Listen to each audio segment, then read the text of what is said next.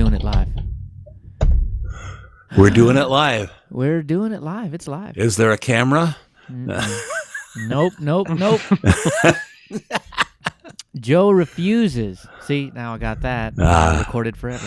So just so everybody knows. No, actually, I probably have a webcam. I remember having a webcam. I have not used it since I moved to this address over 4 years ago. But I'm sure it's somewhere. Otherwise, I have to use my laptop. But it's a powerful laptop, so no biggie. I've done it before. Many times.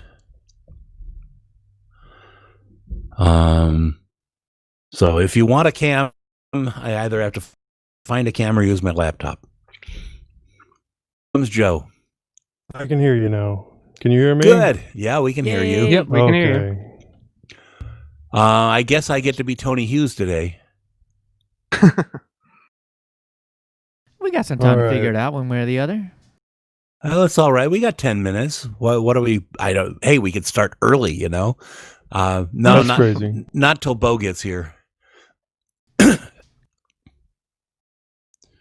mintCast podcast. That's us. Turns out. Create post. Drop the link. And it's on Facebook.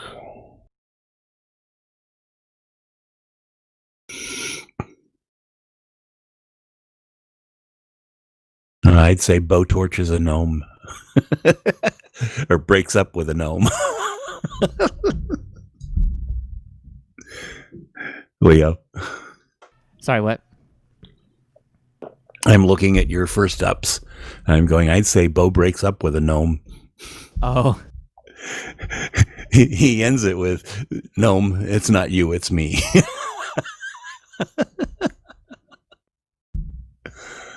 We have a birthday? Whose birthday? I didn't catch that. KDE. Oh, well, that doesn't count. I thought That maybe. doesn't count. Yeah. I thought maybe one of us had a birthday and I didn't know it. Maybe it's mine. I don't know. It's my unbirthday. I know that. There you go, right? On birthday. Anyone who has Trying to ever actually deal with read this. Lewis Carroll. Trying to deal with this one screen. I'm trying to fit everything on, but it's not working.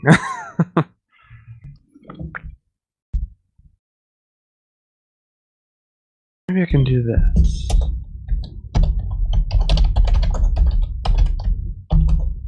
All right, well, we're live, so I'm going to head over and get all set up for us so we can go. Watch the type in. I'm watching it very carefully. Actually, I'm a touch typist. I don't have to watch it.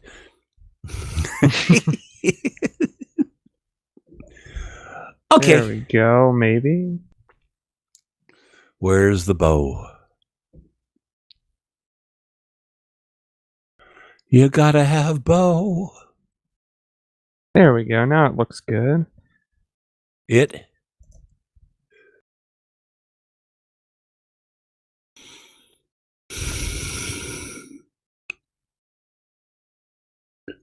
Someone call Bowen reminding we've got a show going on. I'm sorry. I'm one of the types that likes to be early every time. I try to be early. There have been a couple times I showed up right at 3 or a couple minutes after, but I was usually ahead of Leo anyhow. There's Bo. Hey, Bo. We don't hear a Bo yet. Uh-oh. We see a Bo.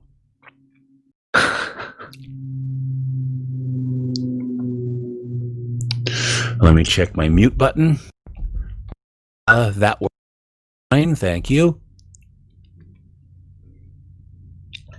Yeah, I figured out a keyboard short for muting on Mint Cinnamon, so that's Oh, gonna on help me Mint out it's a ton. easy.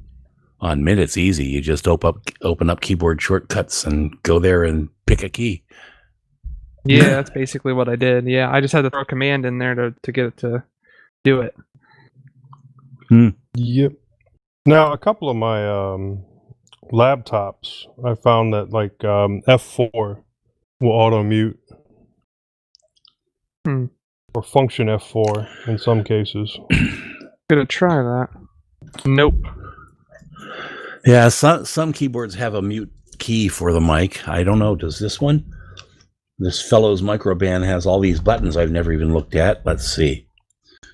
mine's got everything search, but a mute. email, sleep, volume up, volume down, mute. That's a volume mute, though, not a mic mute. Yeah, that's a volume mute. Okay, well, heck with it. I just use my right Windows M to mute, or my right Super M. Bo's not here yet. He's working on it.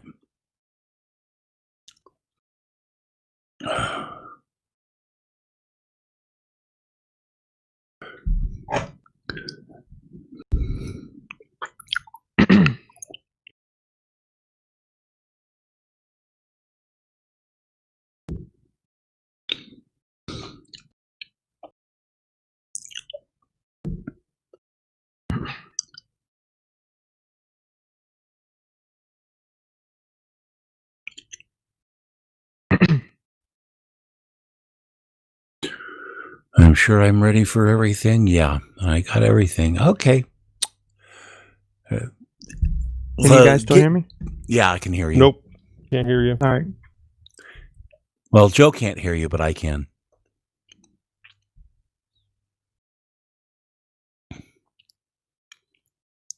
The setup for this show is just complex enough that I have to keep thinking hard to say, gee, did I get everything? All right. Can you hear me now?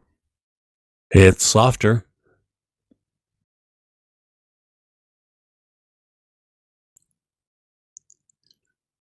Can't hear you now.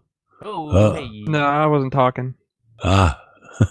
Well, I was trying to configure my slider for the when the mic turns on and off on Mumble. Well, Leo's back as Leo. I am. Yeah, Come I on, had to redo Bo. all my settings on Mumble because I had to install the flat pack on this machine. I guess. Yep. After I did the update, Yeah, I had the same problem. Yeah, after I did the update to 20, the stock install of Mumble just wouldn't take the certificate. Yep, that's what it was. Yep. It started with 1.3. Yep. But the Flatpak, for some reason, is configured to accept that. So, cool. Yeah. Whatever. We don't have to Yeah, do anything. I already know the snap isn't going to work. So Actually, I think I had good luck with the snap not too long ago. you know, I did have luck with the snap for a while, and then last time I tried it on my other machine, it didn't work. Same certificate problem. Well, yeah, I do remember it, where it was like on again, off again. I couldn't ever figure out why. Sometimes it would work and sometimes it wouldn't, but whatever. Hey, the flat pad works. Yeah, exactly. Here comes Why Bo. are we talking Hey. about snaps? Are you here, Bo? I saw you light up. I didn't hear you. Say something. Bo. Say something, Bo. I think I did hear you. You might have just been a little low. Really dim. I haven't heard anything, but okay. Yeah, I haven't heard anything either. He went Testing. up again. Yep. Testing 1, 2, testing. Do. Oh, I should so hook up my other machine and make a soundboard.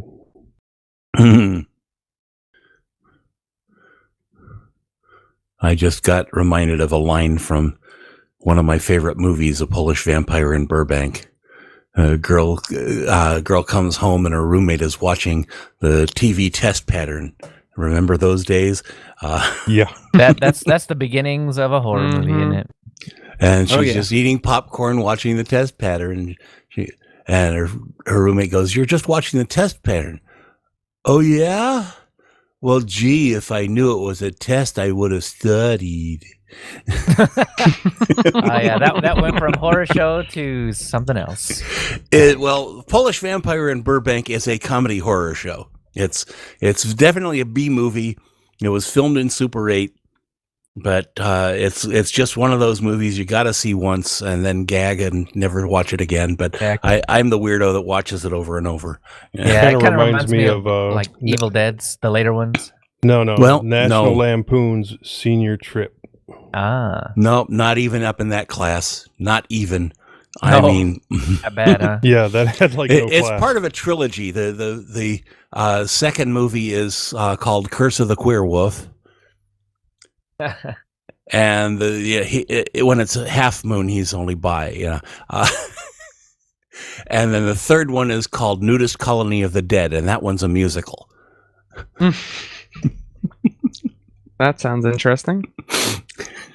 All right. Well, we'll give Sounds Bo like a minute. Birdemic too. Those of you that are listening live, Bo is having some difficulties, so we'll give him another minute or two before we start. He's probably having the same problem with Mumble. And just now turned 3. I Moss, had your to- candy is loud. I don't have candy.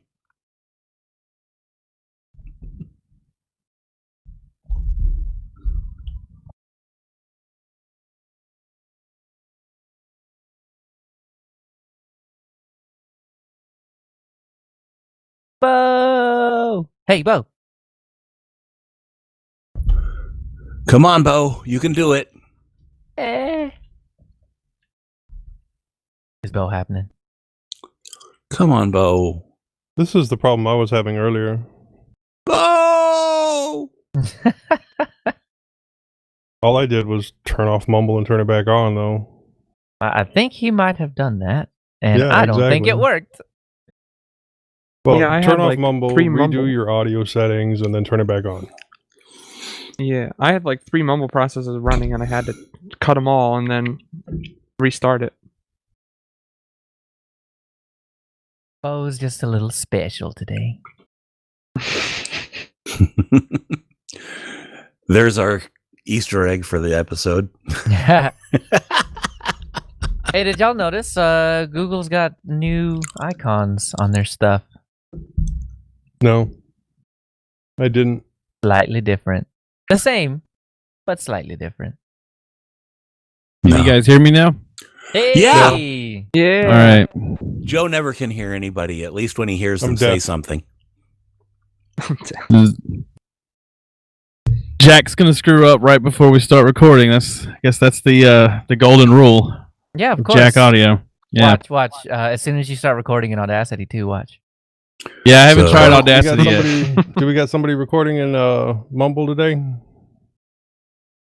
Who's Not gonna raise me. their I messed hand? it up. I messed it up last time I tried it. I don't know what Oh. happened. Boo. Yeah, I would Let's vote anybody see. that's wired. I am not. I'm not wired, but I have a solid enough connection that it doesn't really matter. Cool. I would vote not Bo, because he has made it blow up at least once look, already. look.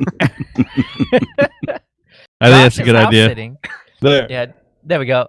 Yeah. Josh's house sitting, so My I don't trust his Wi-Fi. No, I'm on like a Wi-Fi repeater and in the basement, and yeah, it's not good. Well, your audio sounds really good for it. It sounds like Yeah, the connection's actually. good. Well, maybe it's better than I thought. Well, the gang's all here. Let's get going. Yeah, there's no choppiness to that, Bo. Josh, somebody, you, That snowball's sounding It pretty does, good. man.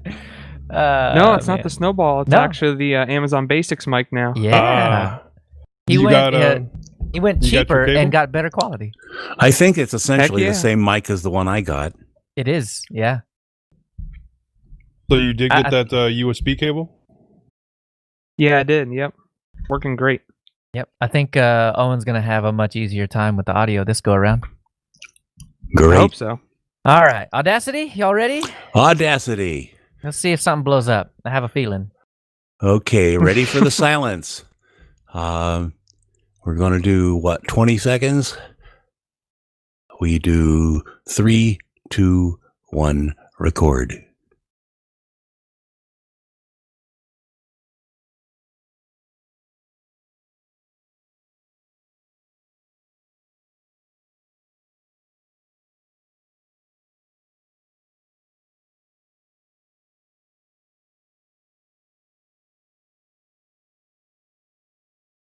That's incredible. We didn't have to restart for once. Yay! Yeah. Yay! Yeah, it sounded All pretty right. Sync time. Sync time. Ready? Everyone say 0 when it's time. 3, 2, 1, 0. 0. good. 0. I found your latency, Josh. Yep. Oh, crap. No, Definitely it's fine, some it's fine. latency. Yeah. No, that comes out in the wash. Don't you worry. It was just funny because I heard everybody go 0, and hopefully. then maybe like a half second later, Josh is like 0. Well, I heard me say 0, everybody but Josh a half second later, and then Josh a half second after that. Oh yeah. All right. We're cool. Good. We're cool. We're ready to go. Strike think up the so. music. Oh, speaking of, hold on. Yeah, hang on. I didn't do that part. Aha.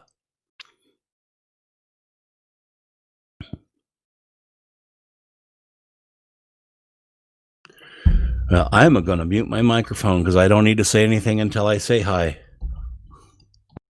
Wow, look at that. I'm actually pretty quick at getting it all set up remotely. Look at me.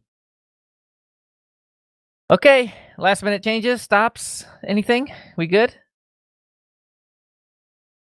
Think we're good? Okay.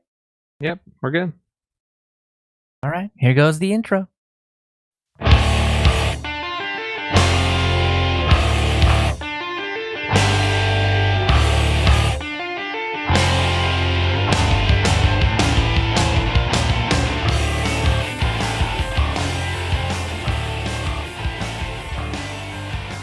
Welcome to mintCast, the podcast by the Linux Mint community for all users of Linux. This is episode 346. This is episode 346.5. Livestream information is at mintcast.org/livestream. We're in the mintcast channel in IRC at irc.spotchat.org. If you see something you'd like to hear about, tell us. Send us email at mintcast@mintcast.org. Join us on YouTube. Post at the mintcast subreddit. Chat with us on Telegram, Discord, Facebook, or post directly at mintcast.org.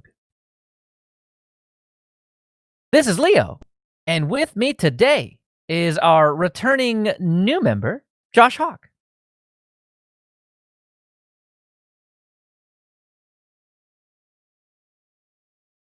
Hey, Bo? I'm here. Sorry. Hey, there you are. And Bo, Hey. Moss, Hello. and Joe. Hello. We're recording on Sunday, October 18th, 2020. First up, in our wanderings, I make web apps. Moss sends a telegram. Joe gets an upgrade. Josh fights with a mic. And Bo gets a gnome. Then, in our news, lots of releases, a new feature, and a birthday. In security, we look at an IoT bug and end-to-end encryption.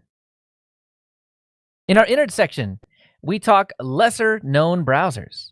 And finally, the feedback and a couple of suggestions. So over the past couple of weeks, I have been messing around with Chromium-based browsers. So in the last episode, I had talked about where all of the Chromium-based browsers, this is Brave and Vivaldi and Opera and Chromium and Chrome, all had this bug where if you were on AMD hardware, it would I guess where you put the address and the tabs and right below the address would just end up all weird and blocky and pixelated and flashy, and that was not right. So looks like everybody got that fixed except the beta of Chromium that Linux Mint is putting out. Now they didn't. It's not fixed because of Linux Mint didn't fix it. They just haven't put out an update yet. So once the update for that Chromium comes out, I'm sure it'll be fixed there too. But I'm just glad that I don't have to fiddle with it anymore. And I can't remember if it was Dan or Joe from Linux User Space, but they had said resize the window and that will fix it. And so I started doing that. I'm doing it now with the Linux Mint Chromium, and that actually works.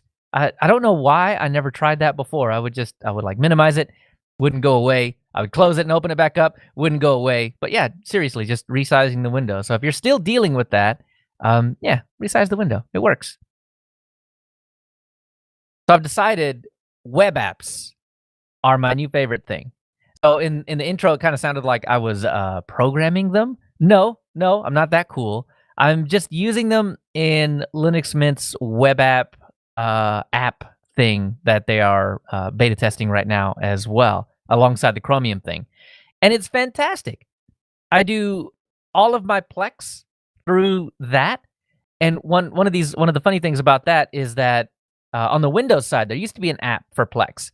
You could go to the Windows Store and download it and run it, and it would be a Plex app, and it worked a lot the same way that it would work on the phone. Well, they trashed that, Plex did, and they just put out what looks to me to be just a Chromium web app that contains Plex.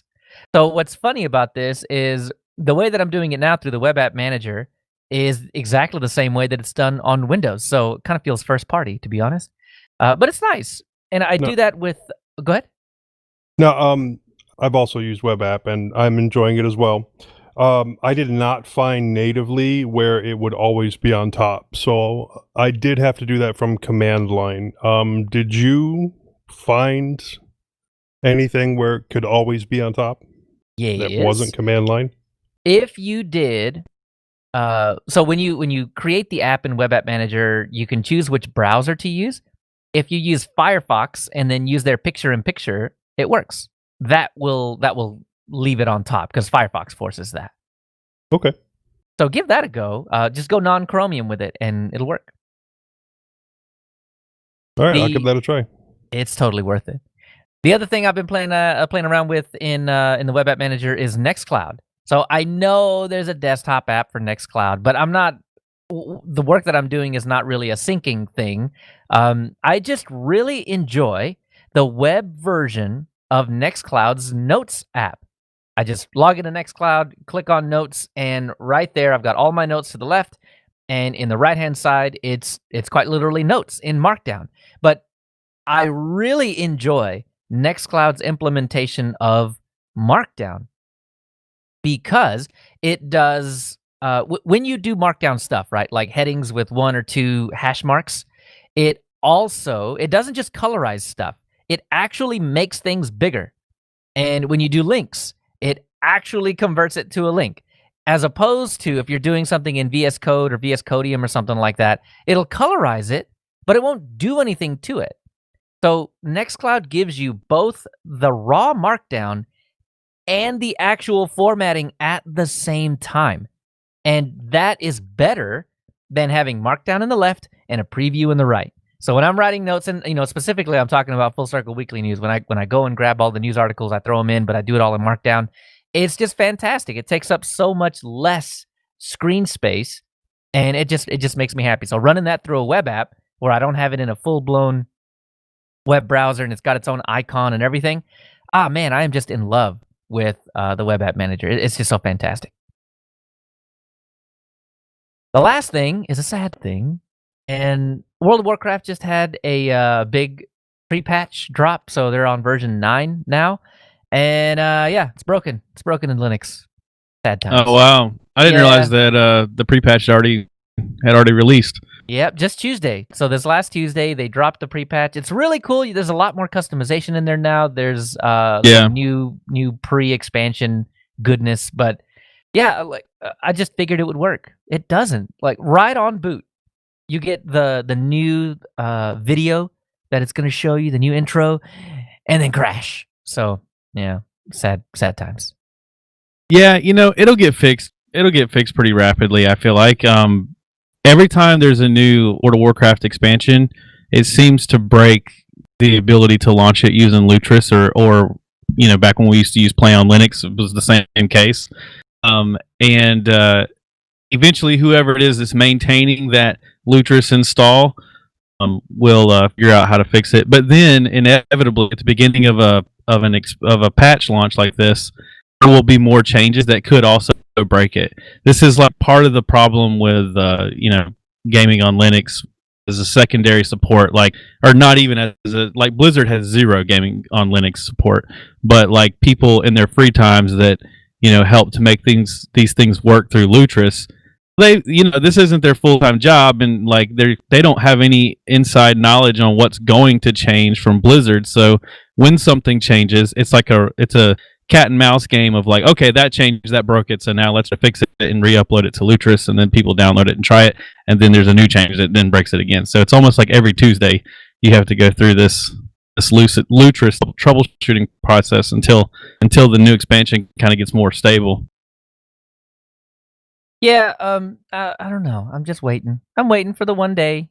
Whatever needs to be fixed gets fixed. I'll be patient. But for now, I gotta boot into Windows and then play it there. But hey, it works. Yeah, it'll get stable. It'll get there. Yeah, for sure.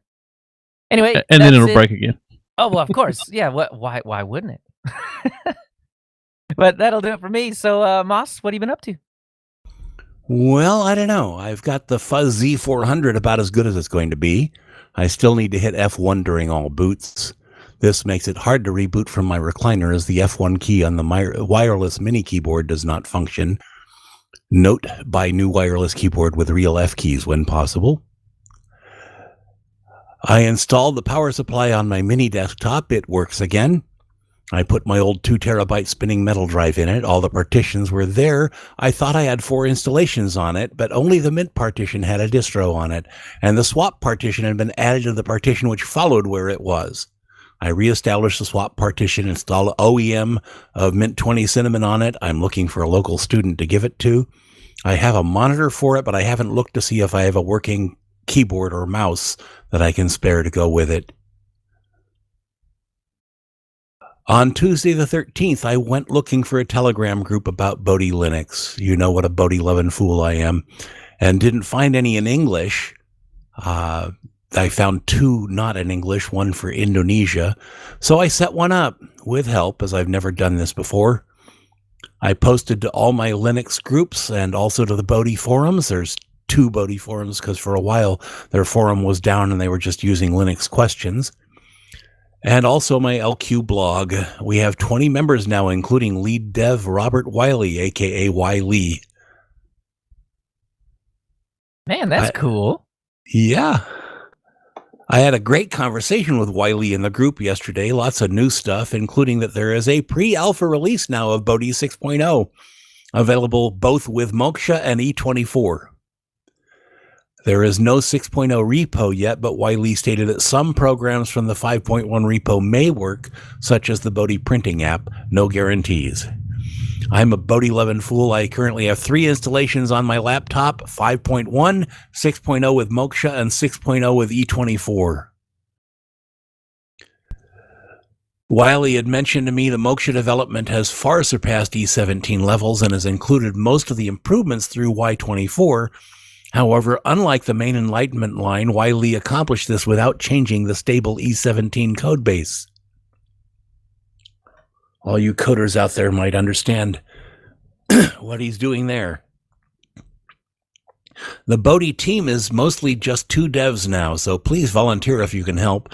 Donations are up and down as well. He told me what they were, but I think that's probably private information. In employment news, I still have not gotten paid by Census 2020, but discovered that was my fault. I fixed it, but I could be waiting another 3 to 4 weeks to receive my paycheck, which is a further complication because until I send my pay stub into unemployment, they can't start me again on unemployment.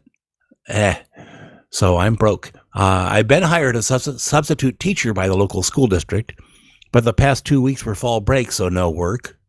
I interviewed for an actual computer repair position, but was not called back for the second round. And in books, we're getting near the end of Deadbeat, the 7th book in the Dresden Files series. And notice I did not end that sentence with Deadbeat, so now it's time for Joe. Okay, the GK61S Bluetooth keyboard, the one that I built, I still think that changing out the battery might be my best bet for maintaining Bluetooth connection, but overall I'm kind of disappointed. I do like the buttons, and the size is useful, but having to use it wired is a bit annoying. And I don't know if replacing the battery will actually fix all the issues, since it sometimes has a problem staying connected over Bluetooth, even with external power. It can work with just the USB-C cable, but wire can get in the way. Also, it's difficult to play some games, like the Sega games on Steam, because you have to use the function key to get the directions working, which means that the jump key won't work while you're pressing the function key, and Oh so no! that's a little bit of a problem. But I have another keyboard handy, so I just switch it out when I'm doing that. I still Well, like the keyboard. so the Sega games. So you went and got them after all?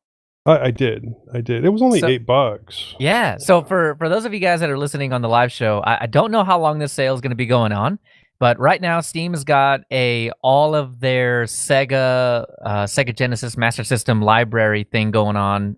What is it? I mean, it was how many games was it? It was like 40 or something. Yeah, It was a like lot. that. And normally they're $1 a piece or $1.50 a piece, something like that. So it came out to $75. But right now it's like $7.50. So convert that to your local currency. It's not expensive to get all of the Sega Genesis or Master System games that you had, years and years ago on Steam, and runs natively in Linux. I'm sure it's just an emulator on the back end or something like that already does work in Linux. But the fact is, you can shout that from the rooftops too. So anyway, Right. Sega, go get it. Good And stuff. I was playing some Sonic and Tails, which is currently free to play on Steam. So at the very least, you can give it a try, even if you don't want to pay for it. I love me some Sonic and Tails. Right? Yeah, it was fun. Took a little getting used to it again, and I think I would rather go and find a USB controller and use that. But back to the keyboard. I had previously thought that most of the Bluetooth connection issues with Linux had been solved, but now I'm going to have to look into it a bit more. And I have looked into it some, and what I found is that mostly Bluetooth seems to still suck on the desktop. Moving on, still having fun with Repetier, the Snap, and my 3D printer. I had to do a lot of fixing and refixing to get my printer up and running again, but it is good for now. It's printing out well. Still having some problems with ABS, even with the enclosure. But I am switching back to PLA and PETG for now. And most of those issues had to do with I was printing items that were somewhat thin-walled, and it would get up in height a little bit, and I guess the part would start cooling and would shift, and then it would crash, and then you'd get a bit of layer shifting. I did build a couple of dry boxes for the filament rolls, and hopefully that will help with the issues that I was having previously with the high humidity here in Texas. PETG is printing good right now. I printed out some clasps, basically some print and place clasps for the strings on masks, the ones that tie in the back of the head so that you could just snap them together quickly. And Oh, yeah. they came out really well. Well, with some sanding, they came out really well and fit together. Still figuring out what I want to do with that Lenovo Flex 4. It's currently the machine running Repetier and hooked up to my printer. But I think I'm going to do a bit more conversion of that space that it's currently in and make it into a mini podcasting studio. I used it to do the Linux Lugcast since we were using Jitsi amongst ourselves so that we could see each other. I used DroidCam for that as well with my Note. But I think I might switch to the S7 so that I can keep my Note handy. And I think I got better resolution on Wi-Fi than I did over USB, which seems a little weird. But that is weird because yeah. I've always had better. Well, actually, I had better experience over USB simply because I needed to keep the phone charged while it was recording. Well, I had to leave USB hooked up anyway, but I was right. getting better connection over Wi-Fi. How weird. That is really weird. But I'm glad that you finally dove into DroidCam, man. It's really good software. I'm kind of hoping that I can get it to work on the Raspberry Pi, either the 3B or the 4, and then use that with Octoprint.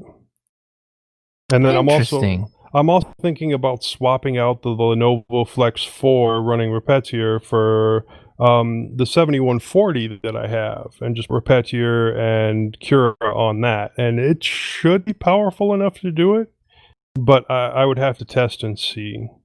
And in that in that little space that I'm kind of building into a mini studio, I just received the mic stand right before the show. Matter of fact, my notes say I'm still waiting on the mic stand, but I'm gonna hook up the HyperX Squadcast out there, and hopefully I won't have the USB connection problem that I had when I was using it on this show. And I also shouldn't have as much background noise out in that area, which is why I'm kind of setting it up. And I'm also thinking about getting a green screen and seeing how well that works. Since I can get one for around $20, that should more than cover that area in there. That would And be then- cool. Yeah, just to give it a little background or something, so you're not seeing my garage. On my main laptop, I finally did the upgrade to Mint 20 following the upgrade path. I did not Yay! Duke and Pave, and it was really nice because I had to dump all the external repos, including the NVIDIA ones, and it was really nice not having to jump through all those hoops to get the graphics card working properly, which is something I've had to do for every distro before this. But installed 20, NVIDIA just came up. Yeah, I think Working everything great. based on Ubuntu 2004 is now just kind of grandfathered into having really good NVIDIA support. So that's really Yeah. cool. Yeah, I haven't had any problem with that on the Fuzzy 400 with Ubuntu-based distros, but everything else, I still have not gotten a single one installed. Have not gotten the NVIDIA driver installed on anything else yet. Yeah, I did not have to manually install any of the drivers. They were just there and working, including the NVIDIA application, which lets me set which graphics card gets used. Ooh, gotta love that. Yep. Yeah, that's So the really nice. hybrid graphics is working out of the box. And on that setup, I also easily reinstalled both Docker and Resilio Sync, and all my scripting seems to be working fine. I did have to go back in and reinstall the software that controls the backlight on my keyboard on my laptop. And yeah, once I did that, the startup scripts that I had for that just started working again. And then right before the show today, I had to install the Flatpak for Mumble, which means the Flatpak is basically on all my machines now. I guess the most recent update for Mumble messed with the certificates for the bare bones install, and it was really nice finding that out right as the show is starting. So Oh yeah, of course. yeah. Why would you prepare in advance, Joe? Why? crazy. But yeah, it was like 15-20 minutes before the show was supposed to start, and I installed the Flatpak, and then the audio still wouldn't connect, so I had to close it out a few times, open it back up, and finally I was able to hear everybody. And that's really all I have. Josh, what's been going on for you? Well, I've been dealing with trying to get my Blue Snowball mic to work. Well, for some reason, it was giving me a really hollow sound, as you could hear last mintCast. I don't know why it was doing that, because when you hit the buttons on the back of the mic, it's supposed to change the different settings. One's for just one person in the front, then one's for two people, one person that interviews the other, and then the third setting is for 360-degree sound to get it from everywhere. Well, I was switching through those, and I don't know why, but one would sound good, the other one would sound bad, then the middle one would sound some other way. And then I would really quick switch them from 3 to 1, 3 to 1, just keep going back. And then magically my voice sounded really good. And I was like, oh boy, maybe it's fixed. So then I'm like, all right, I'll try this again tomorrow. So I closed everything out, opened everything back up the next day, and it sounded horrible again. tried doing the thing with the switch in the back. Nothing. It still sounded horrible. I closed Josh, it out. I've got a Blue Yeti I used for the first almost 2 years of the show, and had the same problem. It sounded a little hollow, like I had to isolate my sound or something, and all I had to do was get a better mic, which Yeah. you found out. Right, exactly. So anyway, so as Moss said, I ended up getting a Amazon Basics microphone, which sounds bad, but I did a lot of research and it sounds very similar to some of the more expensive microphones that you could get.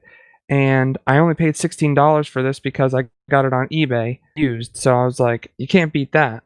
Yeah, it's got about the same quality as my XM8500, which is not a really expensive mic or anything, but it gives you like this very deep, and I don't know, I guess you could call it muddy, but it's got a radio feel to it. So I don't know, man. For $25, I think is what I paid for that mic. It's so worth it, and I think as far as I can tell, your mic is pretty much the same exact thing. My voice is muddy all the time. Yeah. Don't worry about it. Well, my voice is really loud and like, I don't know. To me, it sounds obnoxious when I'm talking into any mic, and especially like a phone microphone or anything like that. And I wanted something that made my voice sound a little bit deeper, so it wasn't so like, "Hello, my name is insert nerd name here." You know, everybody feels that way when they're not used to hearing their voice played back to them. I think that's it, man. Because when I heard it with think this microphone, it was fine. I thought I sounded really good compared to the other one. I was like impressed. Oh well, all right, never mind then. And a lot of people talk more nasally when they have their ears covered. So when you have headphones, yeah, well, I have one. Yeah, I have one earpiece in. I just have my PAL X3s in, and I just have one in, so I'm kind of being hear myself. The echo of my own voice is kind of mitigated, and I also have the noise cancellation, which does help with that as well. Yeah. So anyway, I got the Amazon Basics mic, and it came with an XLR to a 1/4 inch jack, and I plugged it into my Sound Blaster Z sound card, and it sounded good. But then I had a rhythmic buzzing noise that would happen probably every 5 seconds, and then it would go on for 3 seconds. And I'm pretty convinced that it's actually my sound card because I did some recording with nothing plugged into it at all, no mics or anything, and it was still doing it. So I'm assuming my sound card is just. Have you solved this? Have you tried it with another sound card yet, or have you solved this problem? Or are you still wondering? I have solved the problem. I bought a XLR to USB. That's what I'm using right now. But Crypto Dan on the chat said to try to move the sound card to the lowest slot in the board because he said that Creative on their own website said that the closer it is to the CPU, the more interference it can get. So I'm going to try that just to see. I don't really need to, but I just like testing things and making, see if it works, and then I can write something maybe to help someone else out. But, so yeah, I fixed it with the XLR to USB cable, and now this is how I sound. I hope I sound a lot better than I did last time. I would be really curious how that turns out if you move the sound card away from the CPU.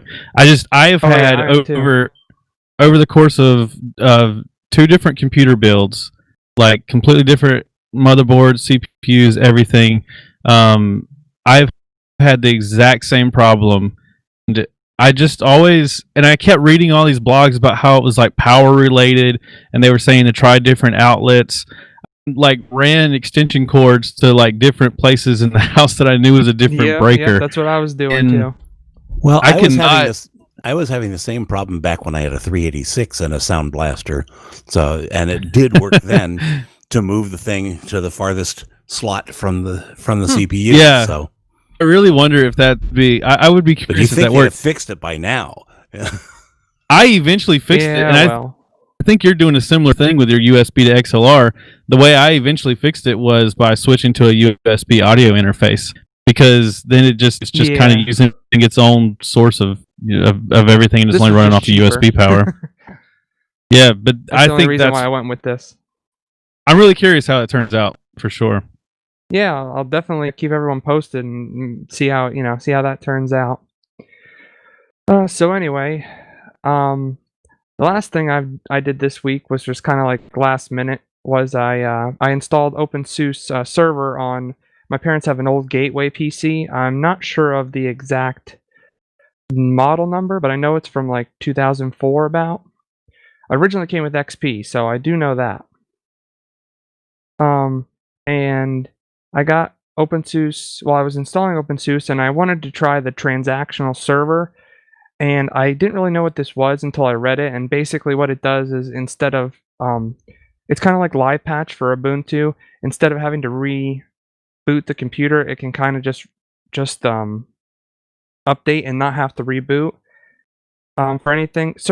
It said certain things it needs to reboot for, but it has some sort of mechanism that auto reboots. It's very confusing. So I tried it, and I got everything ready, and I typed in zipper install something. I forget what it was, and it said zipper does not work. You need to use transactional update to install packages. So I promptly reinstalled and went to server because I need zipper. I have to install things through zipper. There's no way. I had no idea what to do with this transactional update thing, so I just reinstalled the regular server, and everything's fine now. I haven't really done much with it. I just set up Samba, and I'm not sure exactly what I want to do with it other than for like a backup. I'm just going to have this for my parents' main computer to back it up and everything. So I don't know what else. Actually, I've got a question about that. So you said you set up Samba. How hard was it to do on SUSE? Because it's pretty much a nightmare everywhere else. Well, I really didn't get to test it out really 100%. It does show up on the network, but I didn't get time. But anyway, you kind of with OpenSUSE, you can either use fully the terminal or you can use YAST and the terminal. There's no way to just use YAST. Oh, okay. So I was kind of hoping that OpenSUSE had like a Samba easy button or something like that, but that you're saying that not really. It's very easy. Yeah, it's very easy. The only thing you can't do that I know of in YAST is you have to add the user and make a password for your Samba share. You have to do that in the terminal, but it's only one command. And then I'm happy type with that. in your password. Yeah. Okay. No. It's really simple. Okay, because here's the deal. Here's what I'm looking at. My OMV Open Media Vault Debian 9 based whatever. It's dead now, so it's not getting any more updates from the Debian side, and it's internal, so I'm not really that worried about it. But I mean, I would still like security patches, so I need to move somewhere, and something long term like Debian or CentOS or even OpenSUSE would be really cool. And if you're telling me that, because I had just written off, I'm like, all right, if I redo this, I don't even know if I want OMV, because all I really want is the ability to do remote file, moving, which I could do over SSH or SFTP. I really just need to be able to run something like Plex on it, which I can do in any distribution. So I don't need a full and backups with either rsync or rclone. So I don't need a whole lot. I don't need a ton of stuff. So I'm just thinking like go as easy as possible. So Cent, Ubuntu, Debian, or if OpenSUSE has this thing with Samba, because I wasn't going to do it at all. But if there's an easy button for it, maybe I'll consider OpenSUSE and do Samba again. Yeah, it's pretty simple on there. CentOS the worst for me. Like I could not get that to work at all. Ubuntu's super easy too for me. Just straight Ubuntu server. I've got that working with a few commands. That's definitely high on my list. Yeah. So I'm not sure why CentOS didn't work for me, but I don't know. I just gave up on that one. Yeah. Cent is more enterprisey, so it usually takes a little more finesse to get things done, especially if you're not Bo, help me out here. What is the thing that everybody turns off but you're not supposed to turn it off? Oh, what is that thing called? SE Linux. SE Linux, yes. Oh, yes. If you're doing outward facing things like SSH or HTTP or FTP or any of that stuff, you usually have to finagle with SE Linux as well, so you get the right context Right. Yeah, it was a nightmare. I didn't. Yeah, and most people just turn it off. All that crap already. Yeah, it's like bad admin. Don't. Which is not secure. Yeah. So anyway, that's pretty much everything I've been doing. Oh, sorry. Oh, I was just gonna say in years of home Linux use and in just a few years of corporate Linux administration, I've never actually used SUSE in any way. I've never tried OpenSUSE Really? or SUSE Studio. I've never done any SUSE project related. I love really OpenSUSE. should. It's really nice. I told. I've never typed. Go ahead. I was just gonna make the joke. I've never typed zipper in a terminal. It's never happened. Oh, you need to. Hey, well, to update SUSE, you gotta type in zippered up. It's pretty funny. Yeah. Yeah, I made this. I told this story on Linux User Space, but just the quick and dirty version of it is one of my first real actual Linux jobs. I was given the job of maintaining 2 DNS servers that I was told that if they were ever broken or I ever made a big mistake, the entire internal network would go down. And I didn't realize like what that meant at the time, but yeah, if everybody got to everything by names and not IPs, so yeah, if I broke the DNS servers, no one would be able to type anything in and get anywhere. So yeah, that was scary. Well, as I've said many times, if you want an easy installation of OpenSUSE, you should just get Gecko. Can you install YAS with that? Yeah, it comes in. Oh, it comes with YAS. Oh, I didn't know that. It's really just OpenSUSE. It just has a better installer. Okay. So anyway, that was everything that I had going on. So I guess it leaves it up to Bo now. So Leo, did you ever bring down the DNS? Not that I know of. There were some times, man, where Bind9 just back then, what was it? It was service Bind9 restart, I think is how I used to do it. But where that would take like a long time, like a couple of minutes, because we had tons and tons of A records, and I think we did reverse lookups as well. So we had PTR records floating around there too. We had mail exchanger records, all kinds of stuff, right? So minutes, and my heart was going 1,000,000 miles a second. And eventually it would come back, successfully restarted. And I could let out that long sigh of relief, and then I just went and hid out in the bathroom for a while, like calm down. Yeah, I have something like that in my, I wouldn't say daily, but maybe weekly or monthly routine where I have to like update something, and if it goes down, it's like like I've got to call people in other countries. It's such a big deal.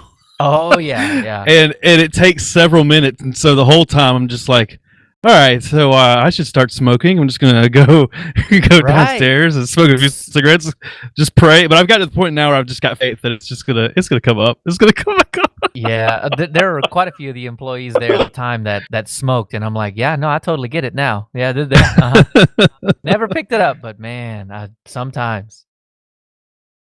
Just one of these days, man. So who has any like strong opinions on GNOME? Either way. Anybody have any like just like you love GNOME? What's your opinion? It's gotten a lot better than it was in the past, but it still has quite a bit of overhead, so I'm not a fan, but it is usable. Okay. This is something I've heard that a lot. So Josh, what was your opinion? I like it on a desktop with a mouse and a keyboard. I cannot use it on a laptop because I have to use, with GNOME, I have to use the hot corners. There's no other way for me to do it. I don't like using the super key with anything. I don't know. I'm just not a keyboard person. I never got into tiling window managers or anything like that. So I have to use the hot corners, and on a laptop, it's just, it doesn't work. Not for me. For me, I think GNOME, as GNOME got more performant and better, I think it's grown on me. It's got this very Android-y feel to it. So I agree with that. Over time, it's gotten better and better and better. And now I'll hop onto Fedora every now and then, and it's that's vanilla GNOME, and it's not bad. I've gotten used to the paradigm. Slapping your mouse up in the top left-hand corner, the workspaces switcher. Just that kind of stuff, and slowly it's grown on me, and I don't hate it anymore. Well, I have to add some extensions. I don't. I specifically do not add any in Fedora because Bo might bring this up, but they break, and they have a project right now where it's going to get better. But I mean, I don't ever want to install anything on my desktop that will just maybe not work after an upgrade. So yeah, I try to stay away Well, I from need the them. ones for the custom hot corners. That's the only one I need, because then I can have all 4 of my corners be something different. Ooh, that's kind of cool. Okay, I can see that one. Yeah, I have a hate-hate relationship with GNOME 3, and it's really working on me hard because I'm reviewing Pop! OS for the next episode of Distro Hoppers. Yeah. Wow. Okay. I think it was just the initial GNOME 3 experience that turned me off to them so much that I had a lingering hate for them forever. And now that I've tried the newer versions, it's not so bad. Well, you've all touched on a lot of that I wanted to touch on. So, I did a GNOME experiment this week. I wanted to use only GNOME since the last episode. So for the last 2 weeks, I wanted to only use GNOME, and then basically give talk about whether I think I could live with it or not. And the reason why I want to do this is because part of the reason I switched to Linux Mint originally was because whenever the big GNOME change happened, I just couldn't. Yeah, I just couldn't deal with the GNOME 3, and or no, it was whenever we switched to Unity, and then GNOME switched around the same time. But anyway, all of those desktop interface, all those desktop managers, I ended up just switching to Cinnamon, and I've been happy with it. So I wanted to give it another shot because I know that they have made a lot of progress. We've done some news stories on mintCast talking about the recent number changes, and we've also talked about some of their progress along the way. And I feel like it is a whole lot better than it was whenever I first gave up on it years ago. So I wanted to spend 2 weeks living in it and see how it turned out. I don't think I gave it a fair enough shot, honestly, but I did dive back and use it for the full 2 weeks. So originally I thought, well, probably the most vanilla version, like the closest version that I can get to not having any changes, the Fedora. So I tried to install Fedora on my desktop, and Fedora did not like my desktop. Couldn't get it to load the the USB. Apparently this is because I have an NVIDIA card, and the USB ISO, it would crash every time it got to the GNOME display manager. So you would see your booting process going by the screen, and every time it would get to loading the GNOME display manager, it would just stop there and just hang. And I gave it, I would give it several minutes every time, and it wouldn't move on. I actually tried to alter the grub option, adding some flags to the end of that so that it would boot in like a more basic graphics mode, or not try to load the Nuevo drivers at all. I still wasn't successful. I only attempted this like one night, and then I just said, I'll just install Ubuntu. They use them, right? So gave up on Fedora, switched to GNOME, or switched to Ubuntu, and of course the Ubuntu stock installation just it installed fine, no issues. And navigating the Ubuntu GNOME it's pretty pleasant. I didn't hate it. I'm trying to do this without any extensions because of the conversation that we just had. I have always, anytime I've attempted to use GNOME for any amount of time, I've installed a ton of extensions because I am the type of user where I like to alter the way my desktop looks. Like I change a lot of settings, and in order to do that in GNOME 3, it seems like you oftentimes have to install an extension to make change that you're wanting to make. Yep. And so I install a ton of extensions. I think that's why I've always had a bad experience, is because I install a bunch of extensions, GNOME has an update, and then some of my extensions are broken or something like that. It's very similar to what we were talking about earlier about the World of Warcraft. Every time a patch comes out, whoever's maintaining that package on Lutris has to adjust it. Yeah, it's a very similar dilemma. So for this experiment, I said, well, I don't want to install any extensions. I just want to use it the way it is. And, we'll see how it works. I actually got along really well with the Ubuntu installation. Their rendition of GNOME, the way they've altered GNOME, actually it works really well, and I find it very user friendly. I can point out a specific I don't know enough about vanilla GNOME without any Ubuntu alterations to really give you any specifics about how they've changed it, but I can just say that what I see there on the Ubuntu desktop is pretty nice to use. But then we had our production meeting yesterday, where Leo, you mentioned Pop! OS, and you said that it was a really nice GNOME iteration. So I installed it after our meeting, and I gotta say, Pop! OS is really polished. It's really nice. I had never tried it for a very superficial reason.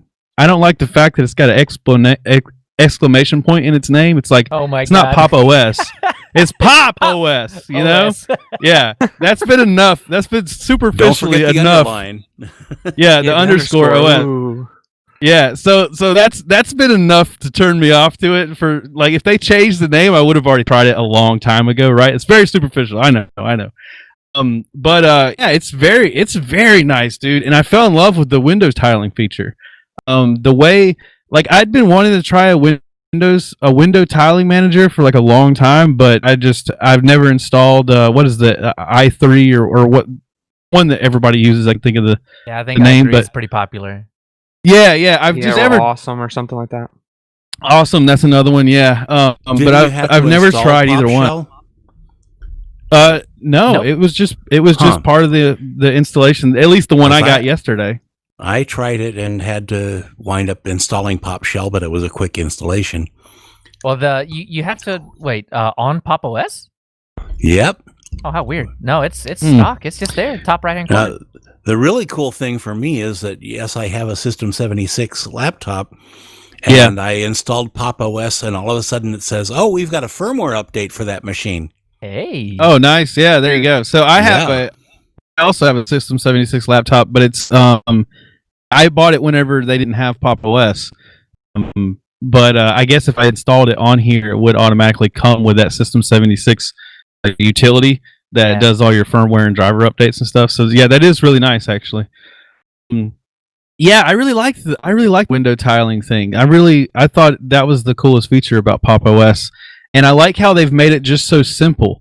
Like, it's just a little like on-off switch in the top right-hand corner of your screen. You click on it and you can say you want it to tile, whether you want it to have the title bars in the top.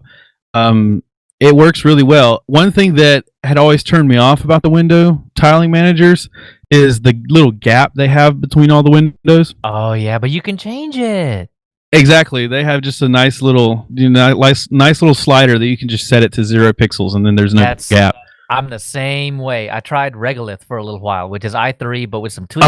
Oh, that's another popular one, Regolith. It makes it easy to install i3, apparently. Yeah. Yes, but you had to go into a configuration file in your home folder to be able to change that, and I thought that was the silliest thing. I'm like, I don't want wasted space. The whole reason I want a window manager is so I can manage my windows and not waste space.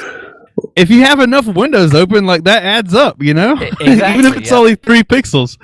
Well, one thing that bothers me I think it's more about the Pop Shell is the fact that when you're opening tiles, it gets real Fibonacci-esque. It doesn't try to balance the screen out. Right. The first one is big. The second one is half big. The third one is the same size as the second one. But then if you open a fourth one, it halves the third one, and it keeps getting smaller and smaller in the bottom right corner. Now, I could. Now, this is more about Pop! OS than it is about GNOME so far, but I could not get the. They have the new tab feature where you can tab windows on top of each other. I actually couldn't get that to work, and I was trying it based on their instructions that they posted a little Twitter video about it, and I was doing super key plus S, but every time I would do that, it would just open the super key menu. It wouldn't actually give me any options as far as the Windows tiling manager goes. I wonder if there was an update or something. Maybe it didn't support it on your version and you needed to update. That's just only my shot. Thought. It could be, but I got it last night. Like, I literally did my Pop! OS test last night. It's only been on my computer for like, hadn't even been 24 hours yet. Yeah, and you did all the updates? Mm-hmm. Yep, did all the updates. Yeah. Interesting. Maybe it's just a preview feature or something like that. I don't know. It could seems be weird for it to not work, but yeah. Yeah. I don't know. I'll check on that later. I'm probably not going to stick with Pop! OS. even though I think it is a great implementation of GNOME, I think that if I were sold on using GNOME full time, then Pop! OS would probably be the prettiest installation. But I just don't.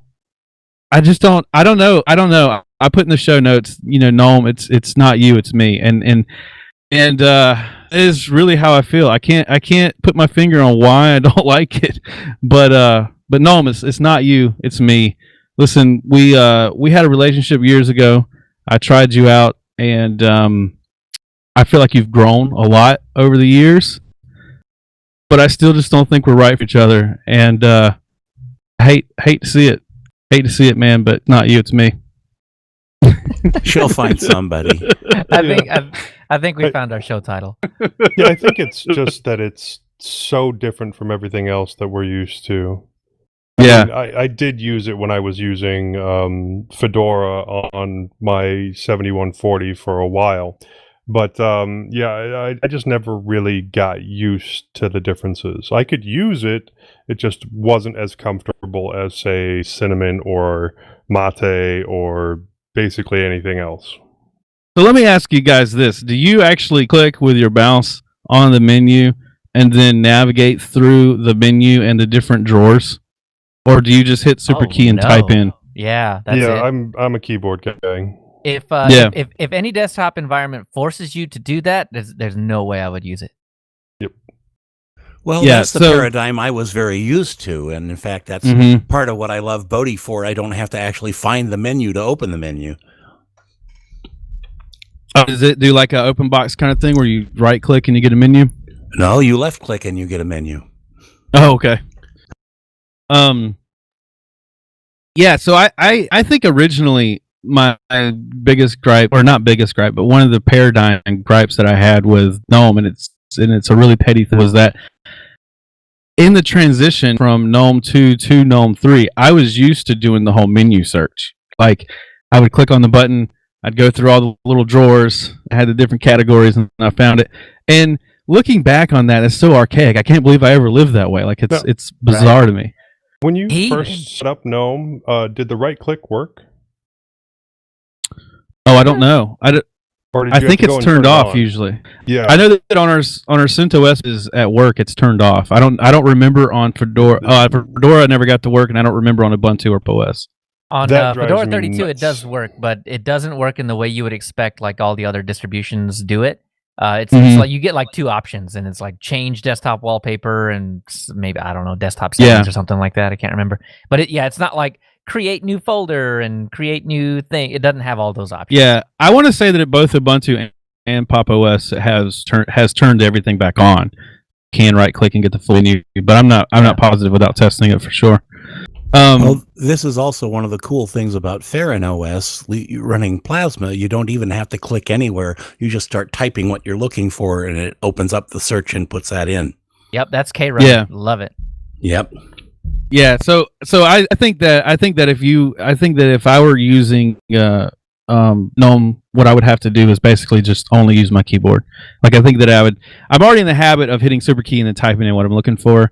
But I think that if you're, in order to use GNOME like really efficiently and for it to feel real fluid, I think you just have to be used to using a lot of keyboard shortcuts and that sort of thing. Because I feel like navigating the menus via mouse is very cumbersome, but I don't think it's designed for that. And so I think that's the paradigm difference there. I do think Super T is a lot easier than trying to remember Control Alt T. Two keys are better than three. Yeah, no, that's true. That's true. But anyway, so GNOME, I think you're a good person, but I don't think it's for me. I'm going to stick to Cinnamon. Sorry. So the only other things, let's see. I'm still playing games on Tabletop Simulator. My two younger sisters live in Augusta, Georgia, and yesterday I was able to teach the youngest of my sisters Magic the Gathering over Tabletop Simulator. That was a lot of fun. I remember learning to play in 1994, and I have not taught many people the game since I learned, because most of the people I know already know how to play. And it was a really cool, like, big brother moment, being able to take, with everything going on with the pandemic, and we live in two different states. getting to use Tabletop Simulator on Linux. She was using Windows, but it's available for both. To teach her some card games, so that was a lot of fun. And kind of in the same vein of that, Lord of the Rings is a card game. I talked about that a couple episodes ago. They did an online convention using Discord and Tabletop Simulator. They had it this past weekend, and it seems like it had a really good turnout. And basically, it was people meeting on Discord. They had different channels for like different little mini events, and then they had bots running that would give out achievements based on the different missions within the game that you completed. And then you use Tabletop Simulator, or there's a couple other card simulators to play it.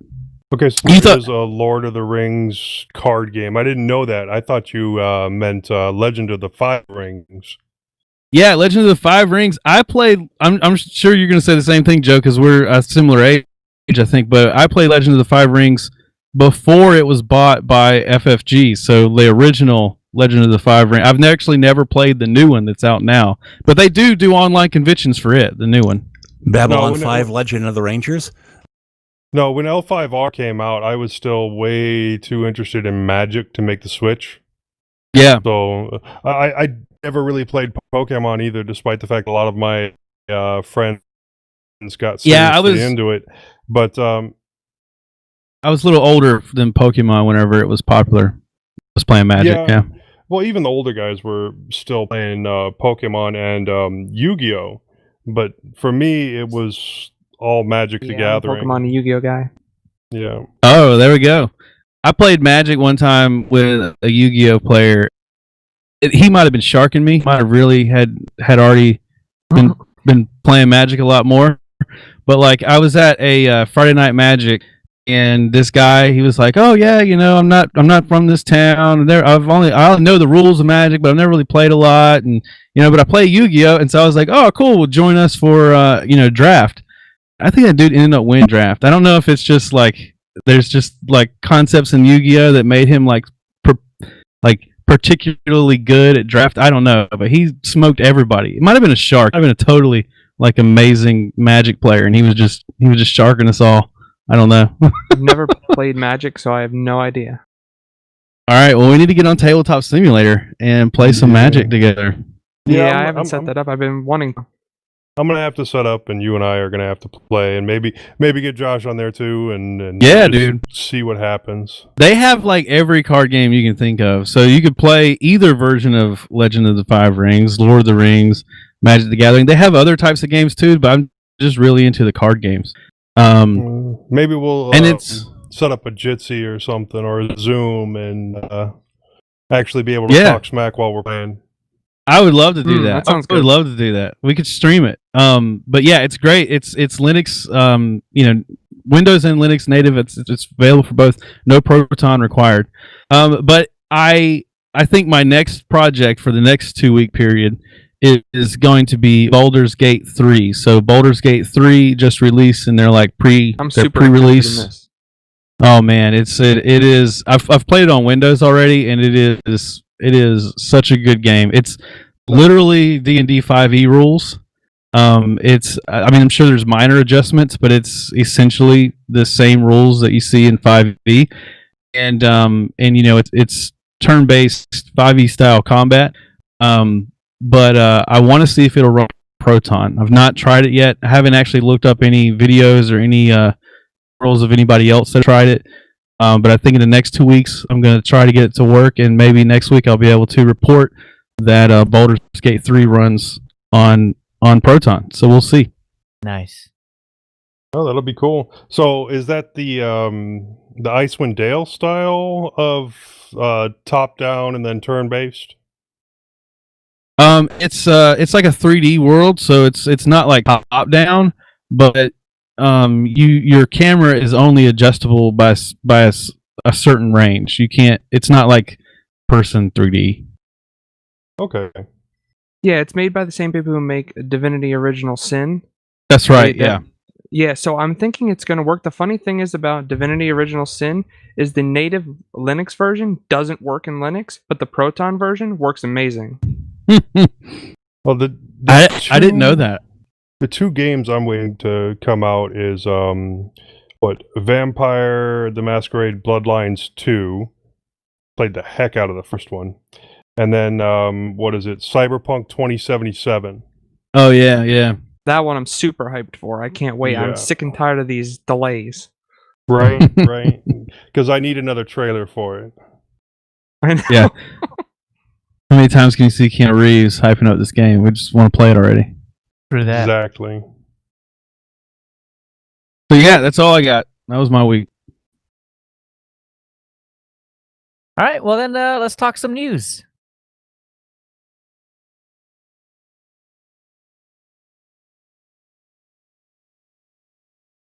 Oh yeah, whoops, I was supposed to put music in there. Well, post show. Anyway, Wine 5.19 just dropped, and this is not going to be a huge thing. I was actually hoping that Wine 5.19 would have fixed the World of Warcraft issue, because I installed it a couple days ago, and it did not. So I don't know exactly what's going on with it, but yeah, I'm still hoping. I'm still holding out hope. But it looks like just your normal bug fixes for Wine. So not a whole lot has changed too terribly much anyway. It's funny, we were just talking about on the last episode that I was on anyway, where we don't talk about Wine anymore because it's just gotten so good that it's not newsworthy. Yeah, I mean, quite literally, they're just iterating on it and making little things that most people don't notice better. But after about 4 or 5 versions, you look back and it's like, oh wow, yeah, that's a lot of work. Well, we do a lot of talking about front ends for Wine. Yeah. Lutris and whatnot. I think it's important just to note that we have a lot to be thankful for from the Wine project. Oh yeah, absolutely. Now, if we can get Microsoft to join their GitHub project, that'd be great. Yeah, really. And so Bo mentioned this before, but System 76 has added a feature, and I did look into it, and it turned out that October 1st was when they announced this, but it was the Friday prior to that where they actually pushed it down as an update. So it should be there. I don't know why it didn't work, but I'm probably not following the instructions correctly. I need to try it again. I guess that's always possible, but if not, it's obviously not idiot proof yet because this idiot didn't get it to work. Maybe so.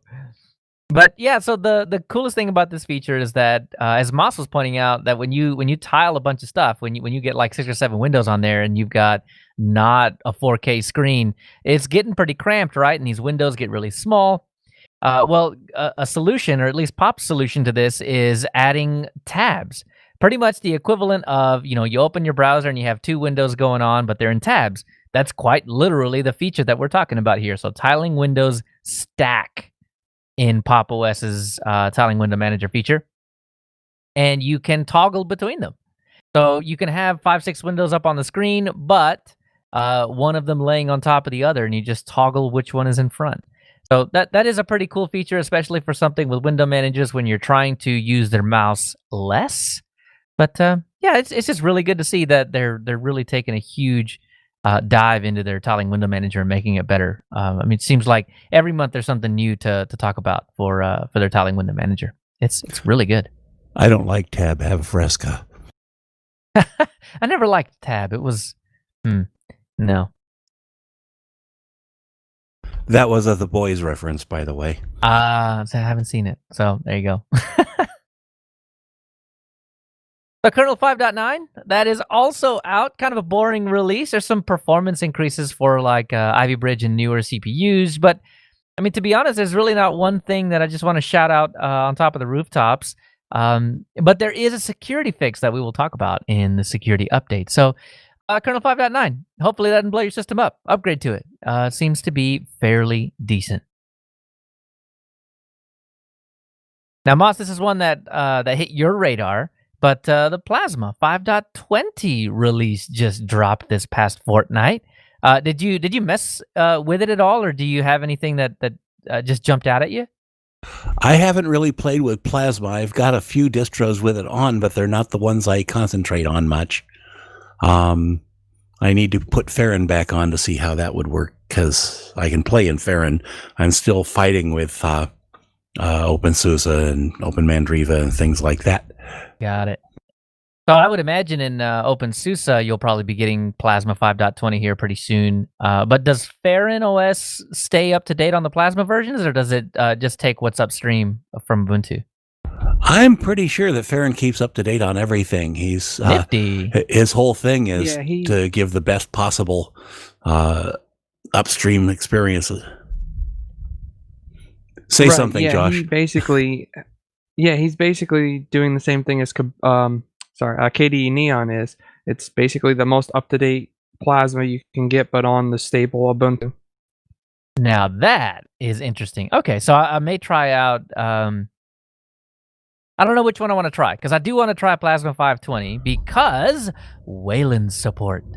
Well, I would Yes. modify what Josh just said, because yes, he uses stable Ubuntu, but he also includes all the Mint tools anyhow. So Dan Simmons. That is true. Yeah, Dan Simmons backing you up. Farron pulls Plasma from KDE Neon's repository. So nifty. Very cool. So I would imagine KDE Neon's is already on 5.20, which means that Farron is probably already on 5.20. So I may just give this an install over the next week just to see the new 5.20 hotness. Because one of the things that, speaking of Fedora and GNOME, one of the things that I noticed in Fedora 32 is that if you logged into the Wayland session, OBS doesn't work. Yeah, well, I mean, right, because Wayland is still working on a lot of these things that have to hook in, like screen recording. And specifically mentioned in the Plasma 5.20 release is screencasting is also supported in Plasma 5.20. And this is underneath the Wayland category. So does it work? I'm really interested to see. I don't know that Fedora has 5.20 yet, but they might. I'll have to check. But either way, I'm really excited about that. And I mean, of course, you've got all the other big, huge versions being revved, like all the other KDE software, all that stuff. And now there's smart technology. So looking at in Plasma disks, you can check a lot. So I guess that would be more like feature parity with GNOME disks. Plasma disks will now give you a lot of the information on your disk health status as well. So I don't know, just a slew of really cool changes in Plasma that I'm really excited for. And last thing on the list, happy birthday, KDE. 24 years old about a week ago, something like that. So they've been around for 24 years. That's a long time. Yeah. How long has GNOME been around? Longer or not as long? I think KDE was the first desktop. Yeah, it's definitely one of the first. Interesting. Well, either way, happy birthday, KDE. You guys are doing awesome work, and I'm interested in 5.20. I'll be diving in soon.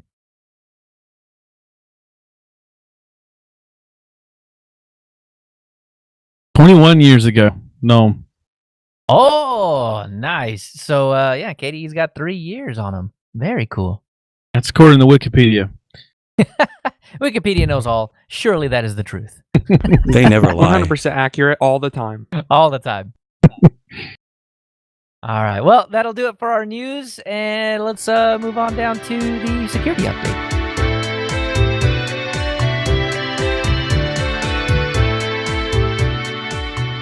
So we got a couple of security update goodies for you, and one of them I feel like is going to be short. There's really not a whole lot to be said about it because it's more just kind of a wait and see thing. But Google and Intel warn of an IoT kernel bug. Hey, remember that time I was wearing that tinfoil hat really hard, and I was like, hey, you should probably rid yourself of all these IoT devices in your house because, they're probably not really that secure. Well, Google and Intel seem to agree with me, at least on this point. And it's a Bluetooth bug. So 3 flaws in BlueZ. So I know this is specifically for IoT, or at least the article mentions specifically IoT, but if this is BlueZ in the kernel, that means it probably affects everybody. Scary. So anyway, the Bluetooth controller software in the kernel could lead to, there's some flaws in there that could lead to code execution, denial of service, and a way to map memory for bad guys to exfiltrate your datas. So, yeah, not a good thing. And a lot of it has to do with spoofing the hardware address on your Bluetooth device. So, which by the way is broadcast all over the place because, well, that's how radio works. So Yeah. it's not like it'd be very hard to figure out what it is to spoof it. So Google and Intel mentioned that all you got to do to fix this issue is update to kernel 5.9. Speaking of kernel 5.9. But yeah, so raise your hand if you're on kernel 5.9 yet. Exactly. No. Yeah. So, well, looks like there's a bit of vulnerability out there. And raise your hand if you know what version of the kernel your IoT device is running. That's what I was about to say. So who the heck Yeah. knows? What No. IoT device? Exactly. Oh, yeah. That Lated Tubes. You know which one. What kernel is it running on? Because it's definitely running on Linux. And I think No that's kind clue. of that. I That's kind do of not know what what the lady tube is running, but she's not controlling anything. Good. But that's I'd kind of say the version deal. 3 something. It's very possible. Very possible. 3 is very very popular. I've seen 2 as well. So yeah, I'm gonna guess that. But actually, some of these older kernels probably don't even have Blue Z in them. So you might be safe just because it's so old. That's true. Yeah. But anyway, so if you're really paranoid about this, if you use Bluetooth a lot or you just don't turn it off when you're roaming around, then you may want to make sure that you're on kernel 5.9. That will be easier to do on distributions like OpenSUSE and Fedora and rolling releases like Manjaro and Arch. But Hey guys, I just asked Looking- my lady tube what kernel she's using, and she said 5.9. get out of here. Oh wow! Nuh-uh. So you Are you for real? can actually ask her. Alexa, Don't what trust kernel it. version are you running? Oh crap, mine's going on. I'm just kidding. Alexa, what version of Linux kernel are you running? Here's something I found from the article Linux kernel on Wikipedia. Ah, Version 2.0.0 of the Linux Oh, kernel no! was released in June 1996. Alexa, stop. Well, she gave No. me a straight answer the first time. how funny. All right, well, we'll take your word for it. Wink, But she wink. said, here's some information you may like to know about the Linux kernel. The Linux kernel that I'm running is 5.9 and something to that effect. So I'm going, hey, Interesting. Looking somebody- at the update manager and going into view and Linux kernels, it looks like 5.9 is not available yet to install through the update manager in Linux Mint. No, and it won't be. The only kernel that we're going to get is 5.8, and that's because it comes from Ubuntu's upstream. So when Ubuntu... Actually, it may... Is 5.8 available? shouldn't 5.8 be. is available. Get out of here. Oh, I very am cool. serious. That's awesome. So I guess that as soon as the beta is dropped, it's just available. That's cool. Well, I guess as soon as it's available from the Ubuntu repos, it's in there. Oh, that's awesome. I guess I'll be upgrading to 5.8. But speaking of Ubuntu's kernel, they don't have a notification about this particular thing just yet, but I'm sure it'll roll down to everybody soon. So for everybody that's like, I'm not even on 5.9, I'm on 5.4 or 5.3 or 5. Whatever, it doesn't matter. Don't worry. Ubuntu's going to backport you. So there will be a patch coming down soon, and it'll be nice and silent, and you won't even notice it, but you'll be secure eventually. So hang tight. It's coming. The other thing that we had is Zoom rolls out end-to-end encryption for everyone. Yeah, if you're having a little deja Yay. vu, yeah, you might be having a little deja vu because they've said this before, twice, and it wasn't true either time. So Zoom has had a wild history, man. They have done things like announced encryption that wasn't full encryption. They've announced that the encryption was for everyone, but it wasn't because you weren't paying for it. And then the ability for internal employees to log in to encrypted Zoom chats, which defeats the entire purpose of encryption. What good is a chat between you and somebody else that is considered private when somebody, a third party, can just walk in and be like, "Hey guys, what are you talking about?" Great that it's encrypted, but if you have a third party being able to do it, there's no such thing as a secure golden key. So Yeah, it was only a matter of time if they left that on for somebody else to figure out how to join, and it'll really blow up Yeah. encryption.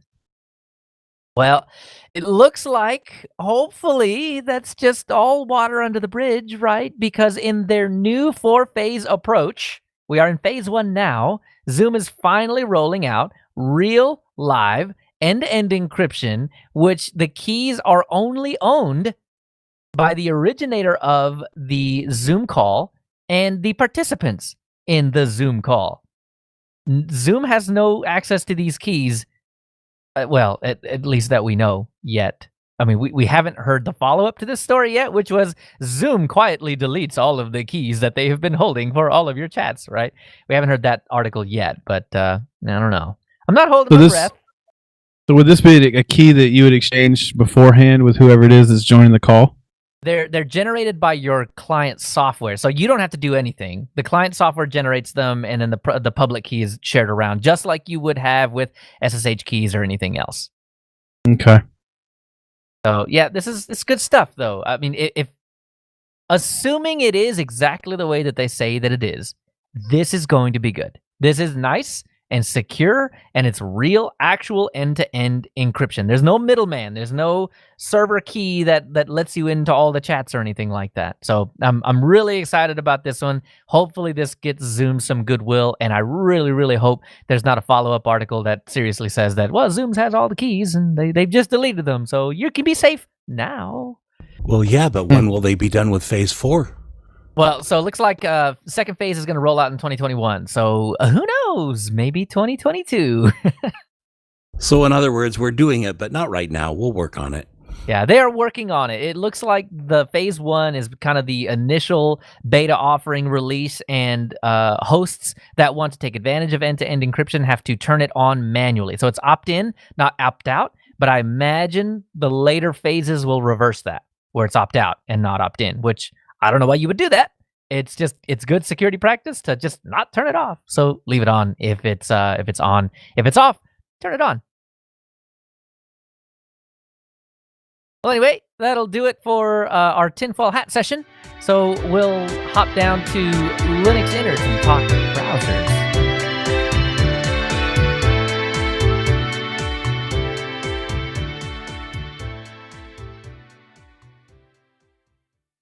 Well, all right. Browser time. So we talked about this in our meetings, and we dubbed it the Browser Wars.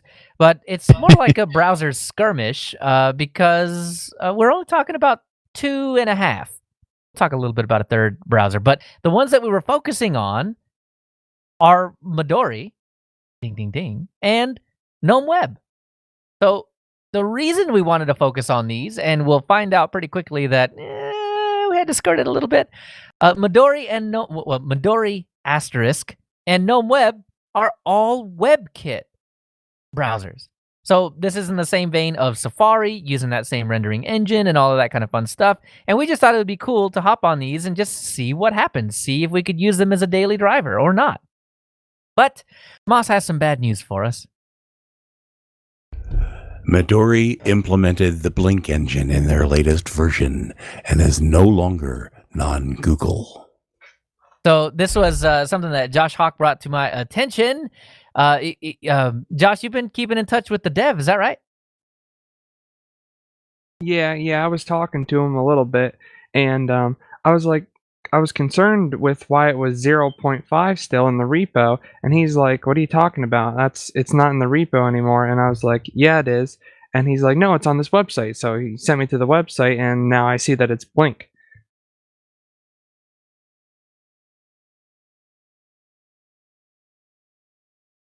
Sorry, what's happening in the YouTube chat? But yeah, so So how do you get it?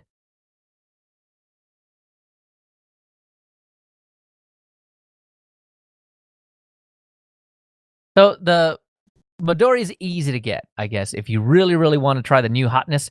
But in the repo, that's the one that I tried most of all this testing on. And it is still WebKit in the repo. If you're on Ubuntu 20.04 or any of its derivatives, it's still the WebKit version of Midori. I don't know if that changed in 2010. So if you're upgrading to an Ubuntu or Pop OS or whatever 2010, you may get the Blink version. So we'll just have to see about that. But anyway, so when we're talking about this, we really want to just talk about it from the WebKit angle. But I'm definitely going to add in the Blink stuff as well. So from the Linux Mint repo, which is really just the Ubuntu repo, it works. It's a solid browser. It's got an ad blocker built in, but my real beef with it, and it's not really beef with the browser itself or the engine itself, although it kind of is. It's just that the web is so JavaScript heavy, so animation heavy, so graphically heavy now that WebKit, well, at least this browser, had a real hard time keeping up. So, I mean, if you think like endless scrolling pages like Facebook and Reddit and all of that kind of stuff, where you could just keep scrolling and scrolling and it's dynamically, new bits are dynamically added to the bottom of the page, so you never really get to the bottom of the page. You could definitely tell when Midori was trying to render the new chunk of stuff because your scrolling got not smooth. And in Gmail was kind of sluggish as well, and I was very surprised about that because while Gmail has a lot of scripting going on in the background, I didn't really feel like it was a heavy website. But yeah, if you went down in chunks, like if you set emails to like display 100 or something like that, and you started scrolling really quickly, you could start to really feel the sluggish. Nextcloud as well, another one of those where it wasn't necessarily slow, but I had to resize the window so that my cursor would be in the right place, or like the little blinky cursor where you're about to type. It was like in the middle of a line, not left and right in the middle, but like top to bottom. It was in between two separate lines, and it was just blinking there. And when I started typing, it would type in weird ways. So yeah, it's weird, I guess. So some sluggish, some weird rendering stuff. That was really kind of my experience with Midori, and it wasn't amazing. But I did hop on to the Blink version of Midori, the newest version of Midori, and yeah, well, I mean, it behaved like a Chromium-based browser would behave. It was very fast. The scrolling was smooth. It looked like the web rendering. What is that? Or graphically rendered by your graphics card, whatever that. That was on by default. It seemed like web acceleration, graphical acceleration. Everything rendered fast. I didn't have the same script slowdowns as I did before, but I mean, it ain't WebKit, so yeah, Midori is good. Better on Blink, but it's usable. Josh, what did you think?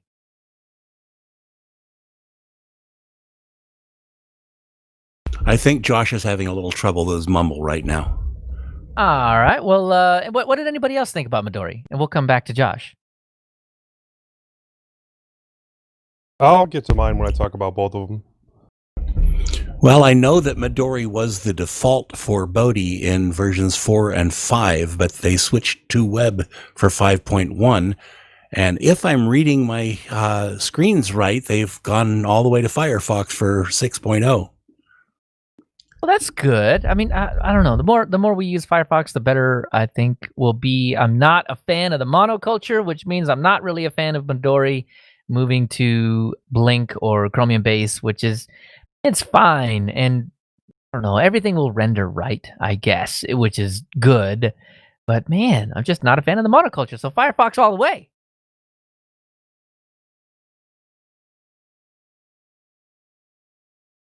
Anyway, so if Josh makes it back on, we'll come back to his Midori thoughts. But web, Moss, what did you think I'm of here. web? Can you hear me? Oh, hey, there you are. Cool, just in time. I think I figured it out. Sweet. So, what did you think about Midori? Well, I did use the repo version, and I couldn't get that one to work. It was so, well, I mean, it worked, but it was so laggy and slow that I couldn't deal with it. I tried for like 30 minutes, and I just couldn't. So I got rid of that one. Talked to the dev, found out there's another version, and I downloaded the app image so I didn't have to install anything on my system. and that one seemed to work just as good as Chromium or Chrome or anything like that. Cool. Yeah. So I'm actually using it. Go ahead. No, I was just gonna say I'm actually using it right now for the show Oh. notes. I have it up, and I'm just kind of like seeing how it works and comparing it to web. It works a heck of a lot better than any Google stuff. Obviously, it's Chromium based. Yeah. Nice. Yeah. So that sounds like pretty much my experience with it, which is good, but not great. And it's tough to stay on it for long amounts of time. But yeah, I went with the app image as well for the newest Blink version of Midori, and that seemed to work pretty well. So Moss, web, tell me about it. Well, being the multi-booter that I am, I checked it out across everything I had. Web installed in Pop! OS and ran. Installation aborted in Sabayon. It installed correctly in Gecko but closed immediately upon launch. Installation in Open Mandriva was reported as successful, but I could not find the launcher for it. So we're doing, once again, we're doing fine with Ubuntu on my machines, and everything else not so much. The themes in Mint and Pop! OS only included light and dark did not force darkness on websites. I found several more themes for web in Bodhi, 4 light and 2 dark, including a really nice terminal dark theme, which did a much better job of keeping websites dark and green. I love the green. Web claims to be able to import my bookmarks and passwords from Firefox. Bookmarks, yes, but it doesn't import my bookmarks toolbar. Web tries to give me a tiled menu of those most used, but that's not the same thing. Passwords, no. No idea why. That might actually be a protection provided by Firefox. I'm beginning to think it's time to invest in a password manager. Warden. Otherwise, I just can't find the workflow. Opening and closing tab controls are not obvious. This browser needs a lot of work. I noticed that too. That was definitely an issue for me. And my final comment is, has anyone tried Pale Moon lately? It's There's our half. It's a Firefox fork with a start.me opening page. Interesting to note that its deb packages are residing on an OpenSUSE website. Oh, that's the open build system, or the OpenSUSE build system, right? I guess so. Nice. That's cool. I'm glad it lives over there. That's awesome. Joe, what'd you think? Well, I did test out both of the browsers, and they are lightweight, which I guess is useful. It also makes them somewhat boring, but I can see them for specific use cases, either low-end machines like the Pi or older hardware, or for people that don't want to use more mainstream browsers.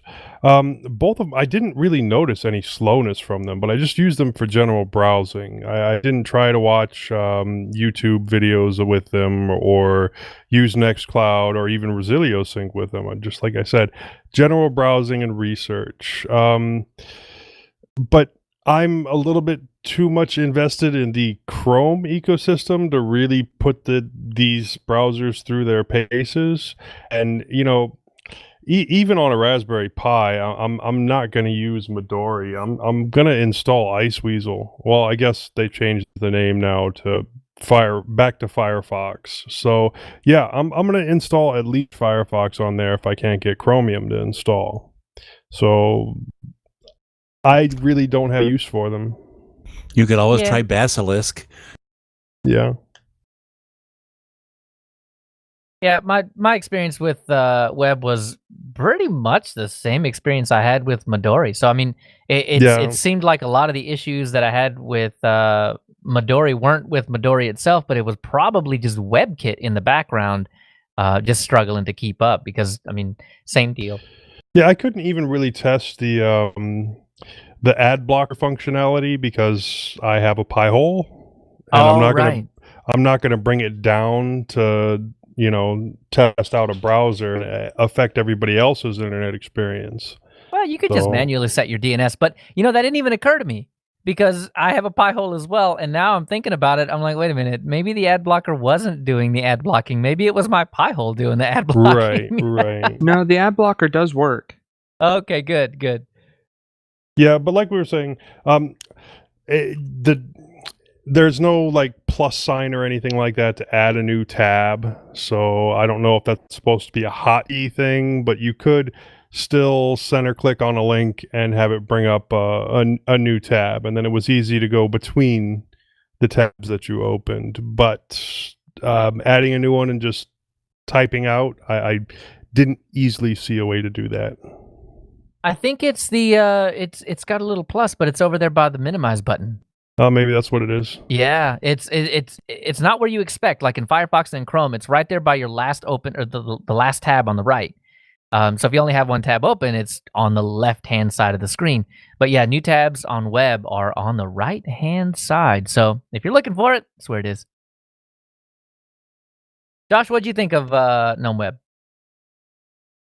I thought it was pretty good. I mean, it was definitely better than Midori from the repo, because it seemed to load everything faster for me. I don't know exactly why, because you seem to have the same experience with both of those, but Leo, that is. And I feel like it just barely misses the new Midori on Blink and Firefox in performance for me, especially in Google.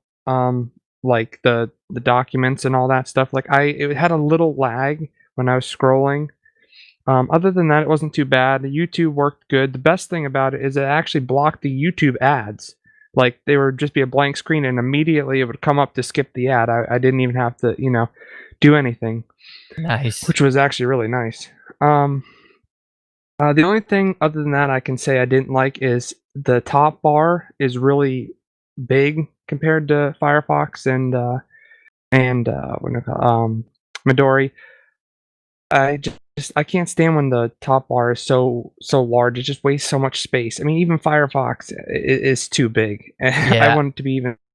I think that's a vestige of being GNOME in the first place, It's smaller because than what it is. GNOME targets the Adwaita, whatever theme, and man, that thing has huge title bars. Wow, it's huge. Yeah, I can't stand that. Oh, I forgot to say too about Dory on Blink Engine. It for some reason has the Windows 10 style theme for the Oh, right. close, maximize and minimize. I And totally you're forgot supposed to about be- that. Yeah, you're supposed to be able to change it. And I was talking to the dev, and he said you can, but I have not figured out any way to change it. I tried so hard, and it's just that is a deal breaker for me, 100%. Yeah, I totally forgot that I had sent you a message. You had mentioned it on to get the app image, so I grabbed it and I opened it up, and I was like, "What is this, Windows?" I sent you a picture of it and everything. So yeah, I don't know why I forgot to mention that. That's a really Even the good dev thing. does that too, which is weird. Funny. Oh, weird, man. But anyway, so did anybody else have any thoughts? Bo, did you ever get a chance to give it a shot? Yeah, I gave it a shot, and I think I align with pretty much everything you guys said. The only thing that I haven't heard mentioned is that I couldn't. Maybe I'm an idiot, but I couldn't get a favorites bar. Like I couldn't get a favorites, toolbar. The only way I could access my bookmarks was by using the drop down. Oh, interesting. Huh. I wonder if that's just something that they don't, a feature they don't care about, or if it's maybe just hidden somewhere. Because I'm not I don't have a whole lot of bookmarks to worry too much about. But, I commented on that too. I just could not get a toolbar, and the toolbar is the main way that I use my bookmarks. Oh, okay. So yeah, me too. When it didn't import the Firefox toolbar, you just got no toolbar whatsoever. I see. And Well, yeah, and I even Googled it because I was thinking, oh, surely there's a way to turn that on. I just can't find the. It's really good for like a default browser because it's very limited options. Like it's like, hey, this works to get on the internet, and that's what it does. So, and it doesn't seem like it has a lot of. Right, exactly. That's exactly it. Yeah, that should be their motto. Here's the web. Take it or leave it.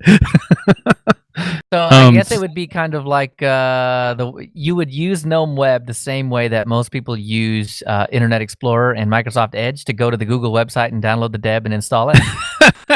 Well, that, or if you're in support of other people using their PCs, might be what you give them just to give them something that's not going to break, that you're not going to have to fix. True, yeah. Like on a fleet of employee laptops or something like that. Or if you're maintaining an OS and you just want to know that whatever web browser you put on there is going to work for the people downloading your OS, like this would be perfect for that sort of thing, which I think is actually what it was designed for. The perfect browser for downloading another browser. That's it, man. But yeah, I didn't hate it. I just didn't love it. Yeah, Not you, it's me. Use web download Edge. That's it. I wouldn't mind, man. I really am excited for Edge to come down because, I mean, it could be the one that gets me to uninstall Chromium for good. It makes my skin crawl. Oh, we didn't get your thoughts on this. Hold on. So, Bo, we didn't talk about this, did we? Talking about Edge. I don't know. Okay, well, since we're talking about browsers, so tell me, why does it make your skin crawl? Why is Microsoft worse than Google when it comes to a Chromium browser? You know, I just don't know, man. It just doesn't feel right. It just doesn't feel right that I would be using a Microsoft web browser. I've hated Internet Explorer for so long, and I hated the first iteration of Edge. Now that it's built on Chrome, like I probably would like it a little more, but I just to me it hasn't won me over as a brand. Like I just don't like the idea of it. Well, you also have to figure that it's not Microsoft versus Google. You're getting Microsoft and Google. Actually, that's a really good point. That's a really good point. Yeah, you're not dumping one for the other. But I have completely positive, right? Maybe. But I mean, I've dropped Sublime for Visual Studio Code, so I mean, like I'm bought in there. I don't know why that is okay with me, but yet Edge is not. But I'm just telling you, it's where I'm at in life. I don't think I could deal with Edge, even though I use VS Code every day. Well, maybe it's time to give it a shot. Maybe we do try. Maybe that's just an episode when it drops. I think maybe we just need to revisit this browser thing and do the whole browser wars round 2. Yeah, exactly. Is Edge worth it? It's basically it's Chromium underneath, but it's got a bunch of Microsoft goodies on top. So is it good or is it not?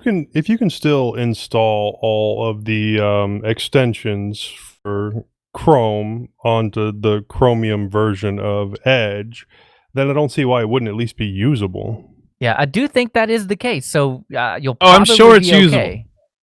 I'm sure it's usable, and if we do a browser wars on it, I'm sure that the feedback on it will probably be positive as far as how it functions. I'm just telling you that I just can't picture myself using Edge, and I don't know why, but that's the way it is. We're going to force you to do it. We're going to force you to do it, and I'm just waiting to see how much telemetry they take.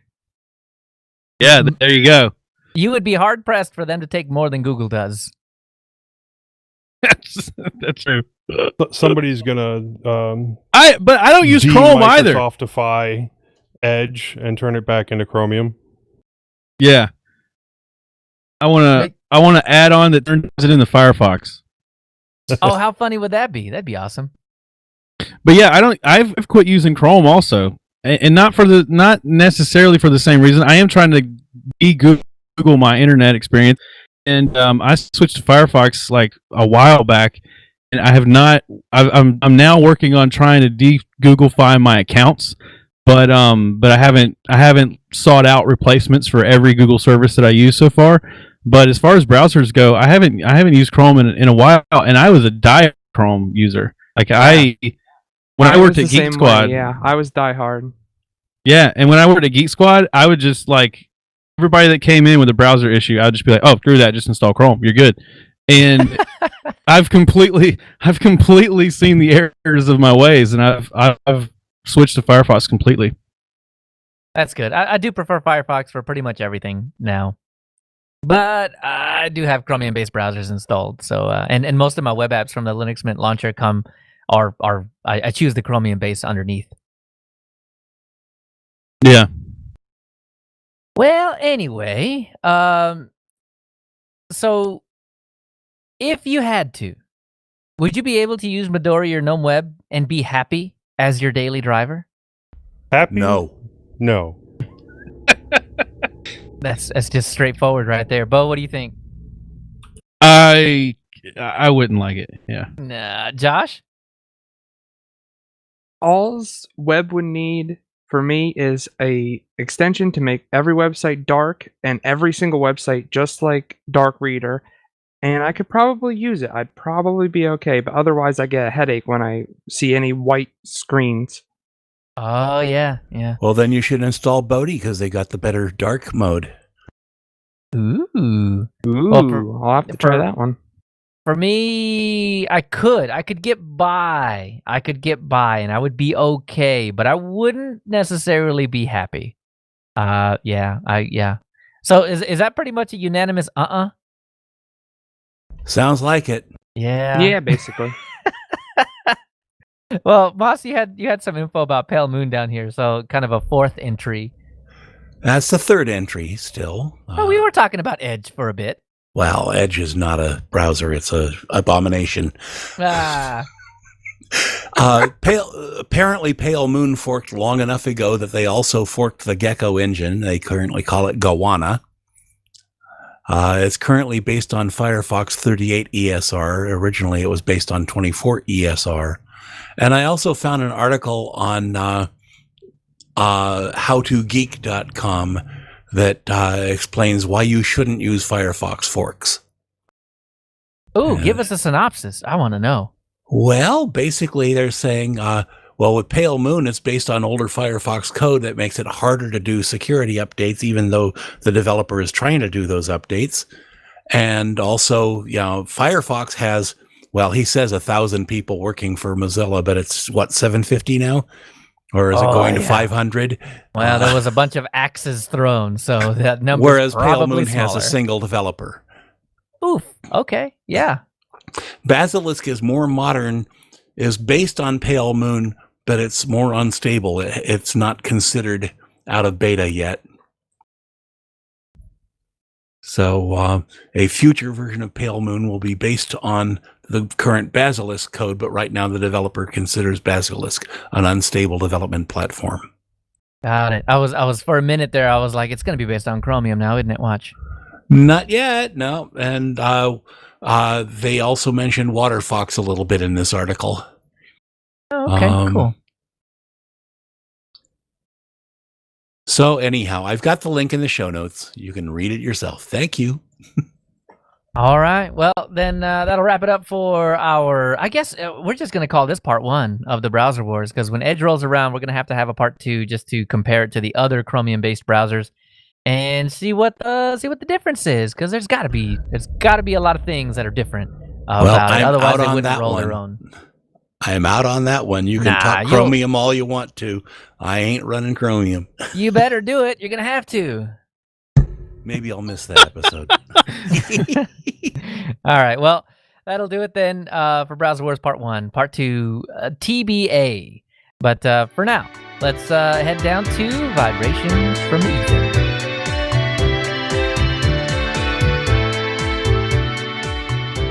All right, feedback time! Hooray! This is going to be a long one. Oh man, Joe, I didn't see you put it in here, but honestly, it would probably make this document go from like 12 pages to 1,000 pages. So yeah, I'll let you. It only sent it up to 11 pages.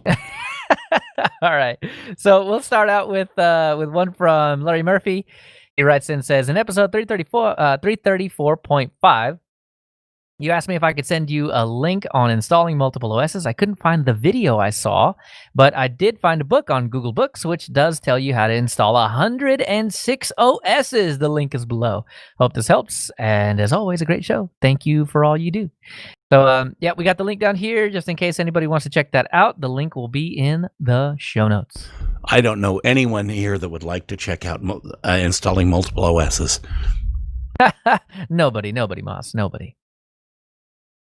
So this is not quite part of the saga, but it is feedback from John Wallace. So he's got a couple of emails that we'll get through real quick.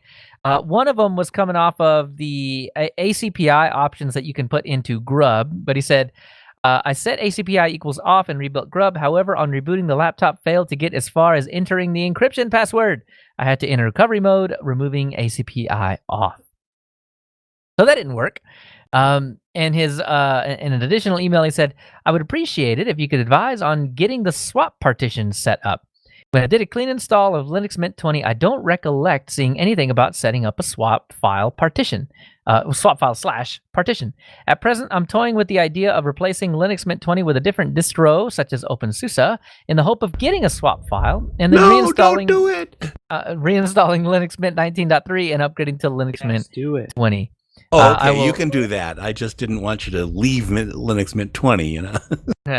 I would I will hold fire until I've heard from you. I look forward to hearing from you. So, first thing is sorry about the ACPI thing. Yeah, I don't know. We'll have to worry about. Well, just the deal is those errors are not anything to worry about. So unless they are just really bothering you by having seen them, it's nothing to worry about. You can leave them alone, and nothing will go wrong from those errors. Something else, maybe, I don't know, but not those errors.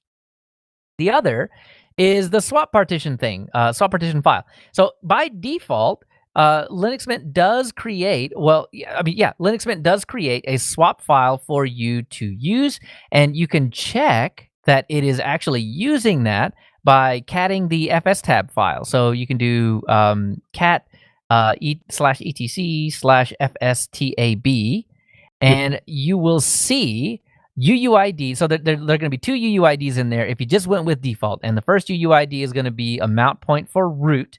And then the second UUID is going to be a swap mount point. And you'll see /swap file. That's where your swap file lives. And I think by default, it's set to 2 gigs, but it will just grow as you need it to. So there's no finagling you need to do to make swap happen. It's already happening. But Joe, what were you saying? Or you could type /m and it will tell you that you have a swap and what size it is. Oh yeah, also true. I just did that, and it does. It's a little say bit 2 easier gigs. to read. Yeah. It is a little bit easier to read than the FS tab. Now, I liked the FS tab, and I do like setting things up in there. And it is possible to manually generate a swap file or a swap partition, and then enter that into the FS tab. Joe, But it is a little bit of a process. do I have to type sudo on free space because I'm getting command not found? Just free by itself. Free space -m. Free space, one word? No, free Oh, is one okay. word, and then you Okay. put in a space, and then attack, and then an M. Oh, free -m. Okay, I got it. That works. Yep. Yep. And it Throw should give a- you mem on the first line and swap on the second line. Nothing is idiot proof. Idiots are more ingenious than you could ever imagine. I typically throw a H in there as well. So free space free -hm, and that will give you the memory sizes in human readable values. So you'll get megabytes and gigabytes and all that. Cool. I'll try that out now. Yeah. So I should have remembered that. Hey, it's a good one to use because every time I do it without the H, I'm always having to do the little 3 skip thing to figure out where the comma should go. So I know exactly how big that is. Like, is this megs or gigs or 199 or 109 or 119? I don't know. I have no idea. So anyway, John, you probably have a swap partition, a swap file already. No need to do anything. So run those commands to check, and if it's there, you're good. The other thing to say on that is that there should be in Ubiquity at the bottom of your installation thing, there should be when you're seeing all your partitions and whatnot, there should be a box down there to check for advanced, and you can set that up there if you see it. Oh, yeah, okay.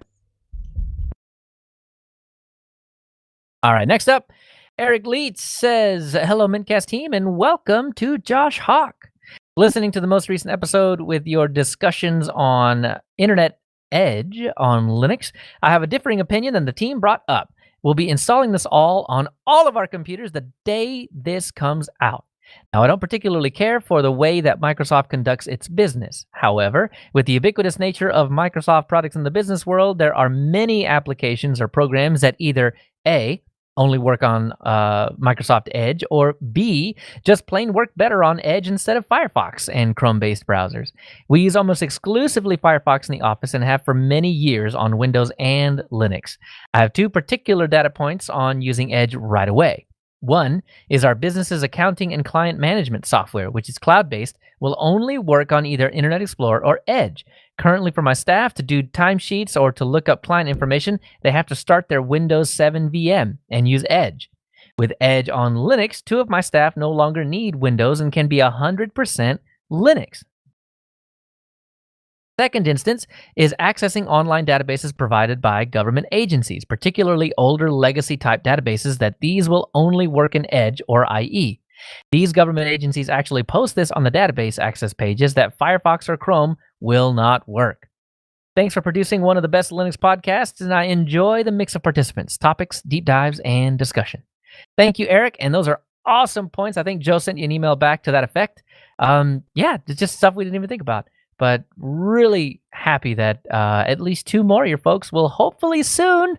They said October, so we're hoping soon we'll be able to be 100% Linux. That's going to be fantastic. My guess is the backwards compatibility with everything that's Edge and IE did on their own that, were the reasons that some people in the business world still load those up, is that compatibility is what's delaying Edge Chromium coming out, or at least in the Linux space. Yeah, I'm actually pretty excited about it. So, Eric, it might please you to know we'll do that web deep dive or Edge deep dive, and yeah, just kind of report back. But it sounds like you might be on it before we are. I think his email is a really good point too. That's an aspect I didn't consider. I still don't think I'd use it as my regular browser, but it would be nice to have it in cases where there's some sort of compatibility problem, like where something's only available on Edge. Yeah, and that's one of the big reasons that I wanted to add it to my repertoire, just because I've got a mix of browsers on all of my machines already, and that's to kind of isolate things. But I mean, certainly, if a web page didn't work in Firefox, what other choice do you have? If it doesn't work in Firefox, probably won't work in Midori or Web anyway, so you gotta pop open a Chromium-based one, and Edge is just as good as any of the others. Anyway, really cool. So next up, Highlander is a bit of a long one, but he says, after reviewing these news articles, and one of them is Creeped Out School Turns to Technology in Pandemic to Catch Online Cheaters. And the other is software used by universities to prevent cheating suffers a security breach, closes down during exams. Oh man, so I've got some opinions on these. But anyway, his email reads, I'm creeped out by what I see there. I'm against the idea of any of my biometric data being stored anywhere, anytime. I can tell you that I wouldn't feel coerced into using such software. I do have countermeasures in mind, but the measures I'm thinking about still wouldn't really address the collection and storage of biometric data. His countermeasures is, in order to have me participate in something like this, even under coercive circumstances, the educational institution and the proctoring software company must agree to the following countermeasures. And he's got 5. 1, students to run Windows 10 or other compatible operating system in a virtual machine so students can protect their personal data on their hard drives. So my counterpoint to that is buy a Chromebook. Use the Chromebook exclusively for that, or maybe like an HP Stream for about the same price that runs Windows, and just exclusively for whatever these purposes. Number 2, it should not matter whether the Windows 10 or other compatible operating system is activated, licensed, or not. Some students may not have the finances to afford that. They may have refurbished machines. That's a good point, actually. Number 3, students can use their own external camera to record their own exam answers in the test if they wish. This should be important evidence the student can use if there's ever a man-in-the-middle attack that corrupts data in the test. It's possible that the data the students type in remotely doesn't match the data received locally by the educational institution. Ooh. Number 4, the educational institution and the proctoring company cannot fail to keep the biometric data confidential, even if they receive a subpoena. Police and prosecutors have been known to abuse these legal tools. There will be no excuses permitted for these kinds of failures. Ooh. Number 5, retroactively and going forward from here, the educational institution and the proctoring company cannot create any contractual terms that nullify these countermeasures. So the last bits, of his email are: failure to comply with the conditions listed above could put the educational institution and the proctoring company at risk of legal action, or worse yet, legal mandating from federal, provincial, and municipal governments. And he finishes up: when I was in school, I don't remember a time when the professor was staring in my face all the time during the exam. The camera stares in your face all the time. Something feels wrong about that. So the thing that he's really talking about, and at least what I have the most experience with, is exams like the Cisco Certified Network Associate, your CompTIA A Plus, Network Plus, those types of exams, and they go all the way up.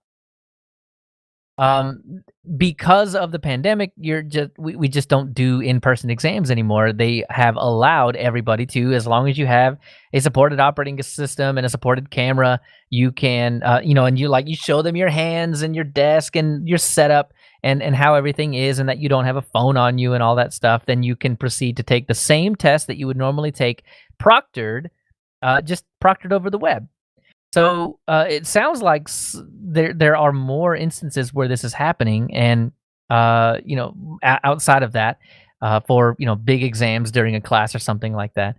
And I guess for exams, the ones that I'm talking about with CompTIA and CCNA, all those, I mean, just wait.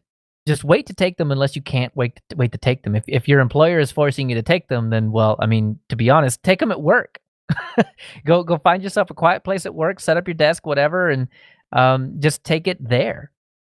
If you have to take it at home, then yeah, go ahead. I'll say, I still haven't taken my exam. Is it because of this or for some other reason? So they've not given me the option to take it online. I have to take it in person, and there's 2 testing centers for me, and both of which keep rescheduling the exam due to COVID. And I get it. I'm not complaining. They're not making me repay for it or anything. I'm way past my original deadline. I just basically am just hold until those 2 test centers open up. The only thing I could do is try to get my voucher exchanged because they sell a different voucher now for the online version of the exam. So you can either buy an in-person or an online voucher. And because I bought mine pre-COVID and before they were doing this offer, I have an in-person voucher. I haven't actually spoken to customer service or anything to try to exchange it. I've just been I schedule the exam and then it comes up to the date and then they send me an email saying that I need to reschedule, and then I reschedule it. I've been doing that for several months now. Oh yeah. So yeah, I mean, you're just kind of in a rock and a hard place there, but I don't know. Would you prefer to take it? I prefer to take it in person. Right. But in all honesty, though, at this point, if they gave me the option, I would take it. If they said, you know what, you've been rescheduling this for 6 months, why don't we just give you an online voucher? I would take it and just go ahead and take it online just to get it over with. But I was really looking forward to, but I was I'd rather take it in person. That's the way I prefer to do it. Right. So I guess you're a good kind of a candidate to talk about these points. I mean, how do you feel about this stuff? I mean, if you were to take it at home, do you feel like that's too much of an invasion of privacy? No, not really. I wouldn't really worry about it. It does. So here's the thing: is if it feels. Affect how you're taking the test. If you are, I feel like I would constantly be thinking, someone must be, watching me right now to make sure I'm not opening any tabs or anything. Oh no, they literally are. Yeah.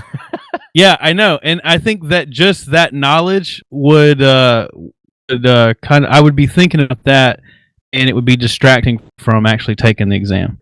But I also think. Okay. I also think that there's some people that wouldn't have that hang up. Think that I'm just already a bad test taker because of these types of I constantly overthink the way the questions are worded and I'm just not a good test taker, and I think this would negatively affect my experience. I see. So it's not really the privacy thing. It's more just kind of the situation and the vibes that gives you when there's someone just looking over your shoulder the whole time. Yeah, it'd be the same thing if I showed up to the in-person exam and they were just super strict, and the person administering the exam sat in the desk in front of me and just constantly watched me to make sure I didn't pull out my phone or something. You know what I mean? that would also be annoying. Like I just think that any type of situation like that, I would way overthink it, and it would bug me. It would distract me. Even the in-person exams that I have taken, one of the rules is you get to empty your pocket into a locker.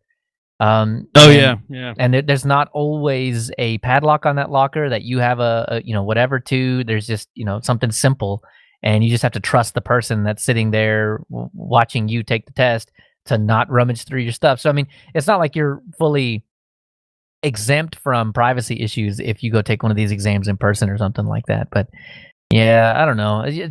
This has always been a rock and a hard place kind of thing, because you do have to give up some privacy so that you can sit for one of these things in the first place. Yeah. I don't know. If I had the opportunity to take one, and I mean, I guess I kind of do. I just haven't pursued it. Yeah, I don't guess I would mind too terribly much. But having to run Windows would suck. I wouldn't really like to do that. But to be honest, you probably have to run a script on your computer that will hide everything away while you're doing it. But seriously, if that is the case, I would quite literally spend $20 on a 128 gig SSD, install Windows on it, and shoot, you could just leave it on the 30-day trial. Just go download the Windows Enterprise, install that, and it'll be activated for 90 days. I said 30, but 90. And then just take your test there, where it's free. You can still use it. You can re-up it for an extra 30 days, so you get 120. This is how I tell my students to do Windows for in their VMs and things like that, because it's long enough to be longer than a semester, and they don't have to pay for it. So that's quite literally what I would do. I'd go buy an SSD, install Windows 10 Enterprise on it, activate it, so it is actually activated for free, and there's no shady stuff going on. And then the proctoring place can then just do whatever they want to my system, and then as soon as the test is over, I blank that SSD. So I think that addresses some of the issues that you've got, Highlander. I mean, if you've got an extra $20 kicking around that you can buy an SSD, or if you even have a hard drive, an extra one sitting around, go get Windows 10 Enterprise, and that might remedy the issue. The downside to that, though, is if you're using Enterprise, you're going to have to wipe and reinstall every semester to keep it activated. Otherwise, it will do what non-activated machines do, and like every hour, it'll just shut down on you. And it's not right on the hour either. You're like, okay, cool, I got 5 more minutes. Boop, done. It'll just shut down on you right then. So, yeah. But either way, I mean, there's no way you're gonna get around a subpoena. It's just not gonna happen. If you're in the U.S., you are subject to a subpoena. Mm-hmm. And if you've got deals with the U.S., like extradition treaties, things like that, then yeah, I mean, you're gonna comply with the subpoena there too. So unfortunately, you're going to have to live somewhere like in Moldova, where they don't have treaties like that to behave in that way to get around stuff like that. So yeah, unfortunately, there's just some things we can't deal with. But losing the data, yeah, not cool, totally not cool. And I mean, I really feel like data is property, and it's property loss. And what do we do when someone damages somebody else's property, or someone, steals somebody's property? There are consequences for that, right? I mean, I do think that there should be some kind of consequence for that. But yeah, everything else, go get yourself a free copy of Windows, and take your test in a country that doesn't have treaties with the U.S. Otherwise, kind of in a rock and a hard place, unfortunately. Well, anyway, that's it for that one. So, Brad Alexander, Joe, take it away. Okay, yeah, this is going to be way too long. I pasted it incorrectly, and it went from 11 pages to 15 pages. So Summarize. I'm gonna gloss over some of it. But he starts out, "Hey guys, first I wanted to circle back around on a couple of things. Joe, my HBS 920s gave up the ghost. I woke up this morning and pulled them off the charger, and it had split on one of the joints closest to the back of the neck band. So I have my eye on a set of HBS 910s on eBay. There is also a crack running along the top of the neck band from where it split towards the earpiece. I can send you pics if you're interested. Second item, Leo, you only use your NAS for backups? That is the one thing that I don't use my NAS for. Currently, I use it for storage. My video and music assets are all on it. All of my movies and TV shows, as well as my MP3 collection, plus my ebook library, various forms, and other stuff, paperwork, forms, etc. Well, to clarify real quick, I use it. Okay, so I do use it for backups, just like files that I refuse to lose. So I put that on my NAS, and then my NAS syncs that to a USB drive.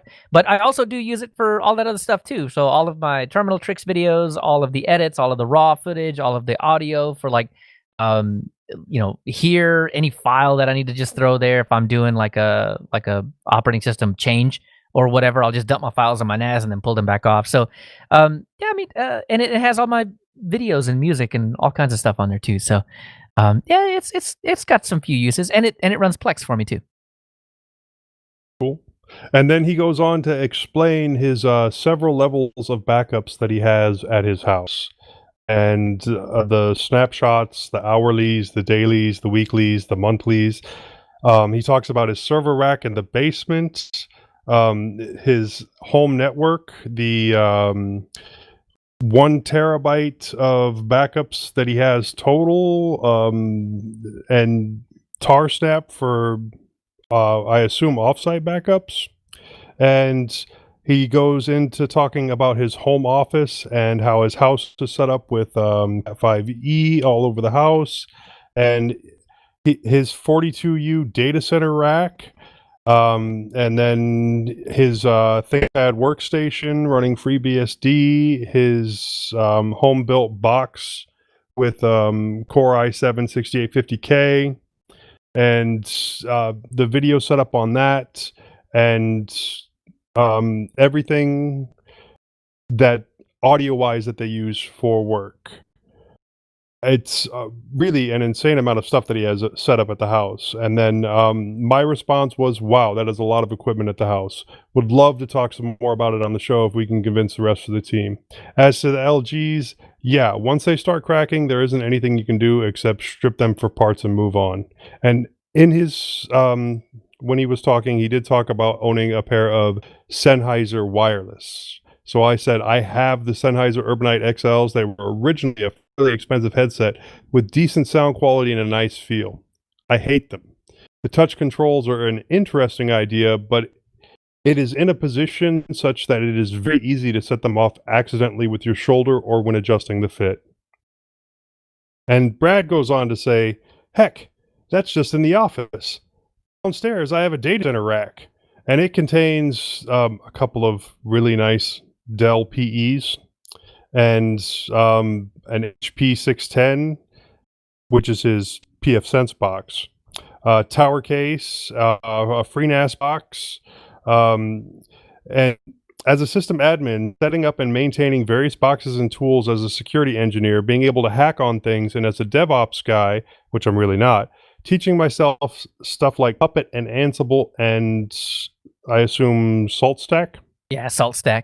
Yep. I gotta say those. So I was in Big Daddy Linux last night, and they were talking about servers. Somebody had brought up the idea of servers, and I had specifically said, "Oh yeah, there are some servers that are just obnoxiously loud."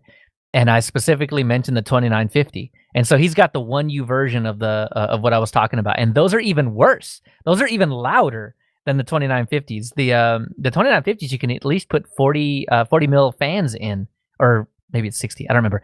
But the 1950 are even smaller. And if you know anything about fans, you know that if you're trying to push the same amount of air but with smaller blades, it generates noise. And 1U is very small. And 1850s as well. I used to run PF Sense on an 1850 for a long time, and it was pretty decent. Ran that from my lab. Well, number one, I agree we need to get him on the show to talk about all this, because glossing it over is just not going to tell anyone what the enormity of this setup is. And number two, I'm glad I don't have his power bill. Right? Yeah, that the newer, I think like the 720s and 730s are actually pretty good as far as power management goes, but those 1950s, 2950s, those things will suck energy from the wall. Oh man, it's bad. You can hear it. Yeah, I bet you can. Yeah, and then he goes on to talk about the different HBSs, And anything I can salvage other than the rubber earbuds and mesh caps for the earpieces. I'm just hoping the HBS 910s I bought are worth it. In my humble opinion, that was the pinnacle of the HBS line. I almost bought a set of HBS SL5s, but I saw enough low reviews that said the usual about more recent LG headsets, i.e. poor quality and abysmal customer service and poor build quality. So I'll try the 910s, and if they don't work, I'll try the SL5s. And then I love the Sennheiser earphones in general, but would never have an over-the-ear headset. In fact, I think it's illegal to wear headphones while driving. I've had the HDR 130 headphones for many years, and I still love them. They are pure wireless, 900 megahertz, I believe, like Bo said. I can walk around the house with them on. And then I said, once again, I would love to have you on the show to discuss your setup. Now, just got to convince everyone else. And it sounds like I have, so that's good. And then the salvageable parts on a pair of LGs with a cracked frame, it's the battery. Even if it's not the same size as the next headphones, they will be the same voltage, so they are reusable. So long as they're not bloated or non-recoverably dead. The buds wire and reel assembly of a retractable if using another of the same model. In most cases, it does have to be the same model in order to go into the next model. But this is not always the case. And when setting up a different retractable, if one side goes out, it is better to replace the whole assembly. If you can't save the whole assembly or don't want to with the thin wires, you can use the thin wires for other projects. The buttons and sliders are always good to have extras of. Same goes for the tiny screws, great for other projects. And yeah, I usually only use over-the-ear headsets at the house, although I do like to take a pair to work to let people know that I really don't want to talk to them today. It's also a good way to avoid conversations at the gym, but it does somewhat limit the exercises you can do. And then Brad said he wasn't sure if Leo was wanted to hear the gushing and squeeing and fanboying over FreeBSD and ZFS on a Linux Mint podcast. Yeah, why not? Absolutely. I mean, we've even, had developers for Void Linux on here. So, yes, we want to hear about it. And he says he'll save the parts I suggested, but I think he said he was going to send them to me instead of using them as himself. And yes, if you have any headsets, Brad, that you don't use anymore or somewhat broken, yes, you can send them to me. Having said that, have you heard anything about any of the newer models with the Meridian audio? I think it's the next downhill slide of LG headsets, judging from the Amazon reviews. I use my HBS phones at work because I also use them as hearing protection at the range. And I use a setup over the ear for exactly the same reasons that you do. Okay. I replied with some fanboying over different types of LGs and the things that you could do with them and my own personal setup and the modifications I made to my LGs. And Brad mentioned that he liked retractables. And I said, I wonder if you can move the mic from the 810 to the 920. And he said it's been too long since he had done any soldering. I did include the whole conversation in the show notes if anyone is actually interested in that. Well, we usually delete the emails from our fans, but I'll leave it in this time. Well, I think what we can do, we can always leave it in, but if we could also go the route of if you want to read it, we can just email it to you or something like that. Either or. So that'll do it for our feedback. So let's check this out. And I've lost my my audio. wait. There. Now let's go check this out.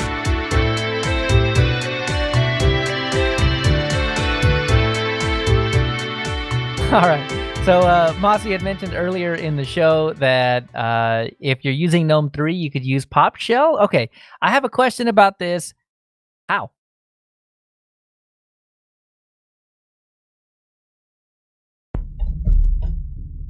Ow? How?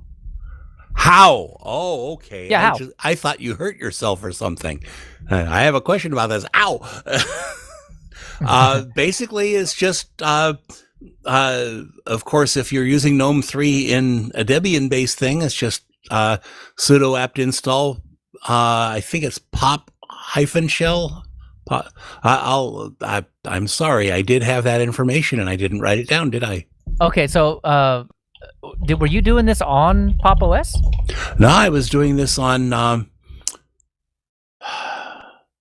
Golly, I had to have something else GNOME around here, but I can't remember it. Interesting, because everything that I've found has had you like go in and like compile it or something like that. Let's see. Everyone using GNOME Shell can install this onto their system without having to install a POP-specific fork of GNOME on their system. This is on the GitHub page for Pop OS Shell. Nice. Okay, so that must be something that happened later on. Awesome. Very cool. It might That's be cool. compiling. I haven't looked at this hard enough. I thought I just installed the bloody thing and said, heck with it. Yeah, interesting. And I'll put the link in. Sweet. I'll take a look at it. All right, and then the other thing was, Joe, what'd you have? Well, this is a YouTube playlist from Comic Storian, and it's called Full Story. And basically what it is he'll take full runs of a storyline of comic books, and he's not exactly reading them to you, but he's telling you everything that happened in it in a very story-like fashion, and showing you some of the modified artwork from it because copyright. So yeah, none of the words are written on the screen, but he is giving you the whole story of what's going on and showing you at the same time. There's 1 hour videos. I think there's a couple of 20-minute videos, but there's also 3 hour videos, 2.5 hour videos. Injustice 2, 3 hours. Yeah. And it is really well done, and you can tell he's really into the story when he's telling it to you. And it's a great way to get caught up on comic books if you don't have a lot of time to sit down with comic books and read them. Or so is this basically a podcast? Well, yes. Like a visual novel, I think they call it a guess. vlog. A vlog. Yeah. He also does it in small portions as well. So if there's something recent, it will come out in chunks, and then they'll do the full story. And you can kind of tell sometimes that it's covering what happened in the last section that he read off over again, and then it's all put together at the end. Pretty cool. Awesome. Yeah. And with the rising prices of comics and the way the economy is, I could really understand going there and, watching that instead of buying the comics yourself. I just have no freaking time. Yeah, definitely. All right, well, that does it for the show. So the last announcement, or the next announcement, or the announcement is our next episode will be Sunday, November 1st, 2020 at 2 p.m. U.S. Central Standard Time, 8 p.m. UTC. Check when this will be in your local time zone at the link that we'll have on the website. So that'll be mintcast.org/livestream. Go there, click on the link, and it will tell you exactly what time it is in your time zone. Pretty cool. Note both the US and the UK will have time changes. We're gonna fall back an hour sometime. I think it's different for us. I think the US is first, and then the UK happens a couple days later, but it's before the show happens. So yeah, it's going to be wonky. So definitely check out the everytimezone.com thing. It will tell you exactly when we're going to be, or just listen to our tweets or hang out in Telegram or Discord. We always post the live shows within a few minutes of it happening over there. Anyway, so that's going to happen between 3:46 and 3:47. So the times may remain the same, but this makes the UTC time 1 hour later than before. Anyway, so in our wrap-up, let's tell the fine folks where we can be found. Joe? Well, you can catch me on a couple other shows. The Linux Link Tech Show, which is at www.tllts.org. or you can catch me on the Linux Lugcast. We just recorded this last Friday. www.linuxlugcast.com. You can find me on MeWe, or you can send me an email, jb@mintcast.org. And I do try to answer all the emails that get sent to me. And Bo. I do way too many podcasts, but if you, I just started a YouTube channel. It's Undercast Collective on YouTube, and it's me and my podcaster buddies, and we're basically recording videos of behind the scenes sort of things on how to edit podcasts and setting up podcast studio, that sort of thing. So right now we only have 45 subscribers. I'd love for whoever's listening to this right now to be number 46. Make my day. Hey, if you go to the mintCast YouTube channel, down at the bottom, you will see the Undercast Collective as well. So if you forget how to get there, go to our channel and click on the link. Subscribe over there. And to Oh, that's really cool. And Moss, what about you? Well, you can find me on my website, Peaceful Hippo. My other website, It's Moss. I still would like to get some submissions for articles for It's Moss. I'm on MeWe. I've got blogs on Peaceful Hippo, linuxquestions.org, and Dreamwith, among others. Music on Bandcamp and my YouTube channel or Robert Warren's YouTube channel. You can write me at moss@mintcast.org, distrohoppersdigest@gmail.com, and I have a sponsors with one whole sponsor. And Tony Hughes isn't here this go around, but you can get him at Hacker Public Radio, host ID 338. He occasionally blogs over at tony-hughes.blogspot.com. You can get him on Twitter at TonyH1212. Email him at th@mintcast.org or distrohoppersdigest@gmail.com. The other Tony Watts is not here either, but you can email him at tw@mintcast.org, or you just search up Echoes of Savages. All the music is all over the internet. And Josh Hawk. You can find me at joshontech@protonmail.com. You can email me there, or at joshontech on Twitter and pretty much every other social media site. And for me, you can get me at leochavez.org and at Leo Chavez on Twitter, leo@mintcast.org. You can find my other shows at linuxuserspace.show, and you can get your 5-minute news digest at Full Circle Weekly News. But before we go, we want to make sure to acknowledge all of the people who make this stuff happen. Owen Perry for our audio editing, Josh Lowe for all of his work on the website, Hobstar for our logo, and Londoner for keeping us on time.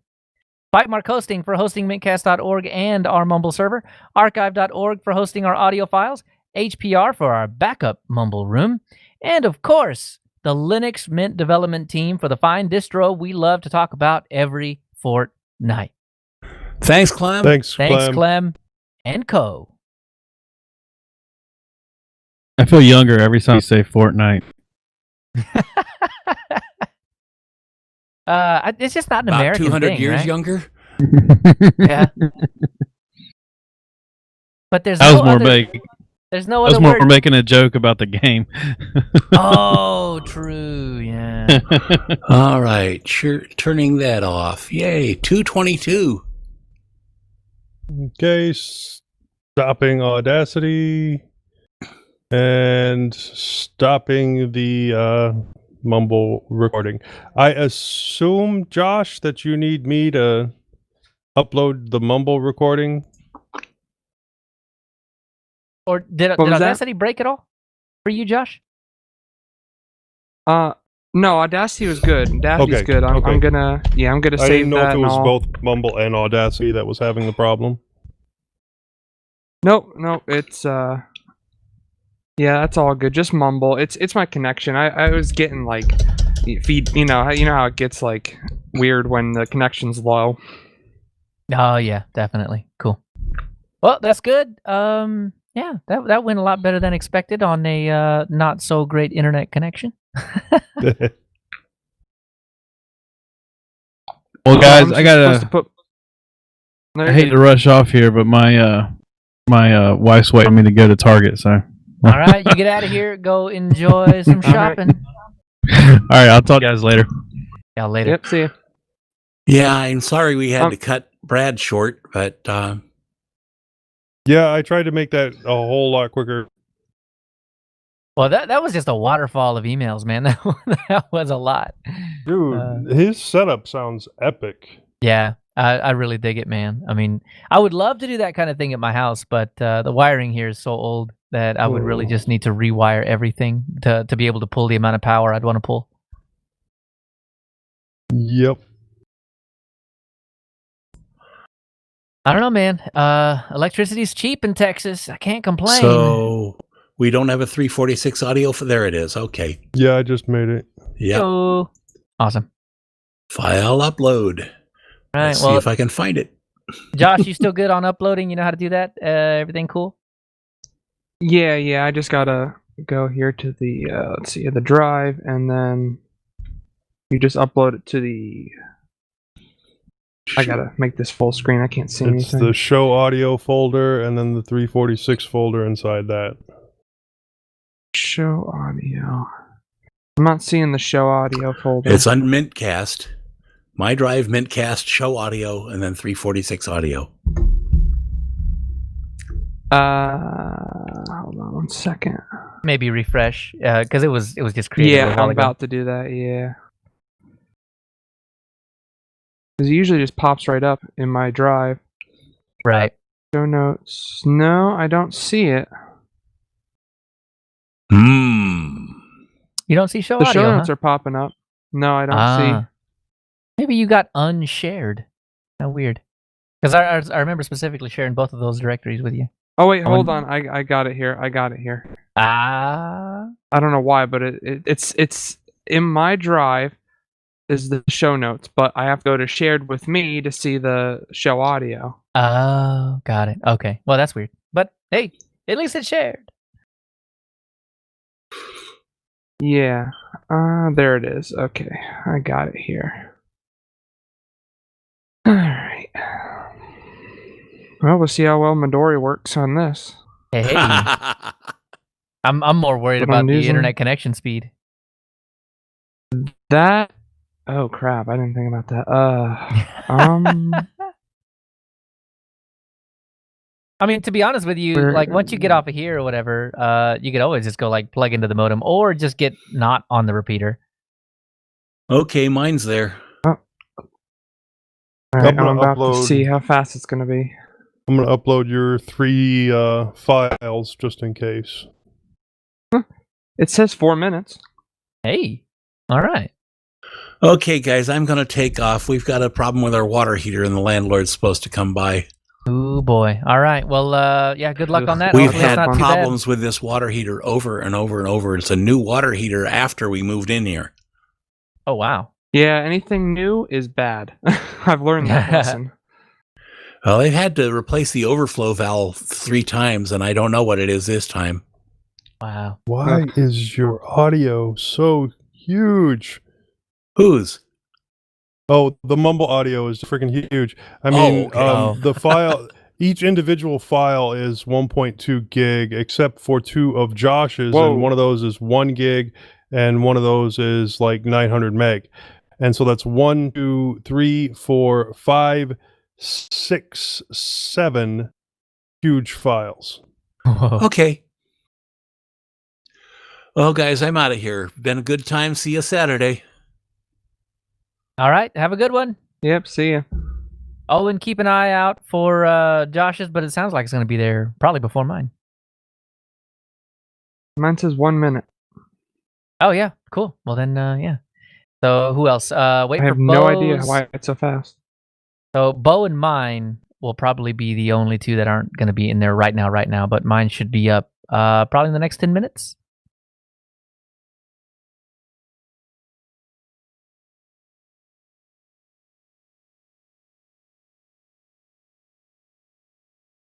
All right. Well, Yeah, I don't know those what of was you going guys- on before. No, to be honest with you, you're on Wi-Fi, so it probably wasn't the speed that was the issue. It was jitter and latency that was killing you. Just dropped Yeah. packets. When you get a string of dropped packets, TCP just takes a dump all over you, man. Yeah. I had to tell my wife to get off the Wi-Fi, and I had to unplug the Roku. I unplugged everything just to be sure. Oh man. All right. Well, yeah. Go let her back on to all the stuff, and then you get to suffer for a little bit. Yeah, exactly. All right. Well, I'm gonna go kill the live stream. Those of you guys that are listening live, thank you so much for coming in. I really appreciate y'all. We had a good time. Hope you guys enjoyed listening. See you guys next time.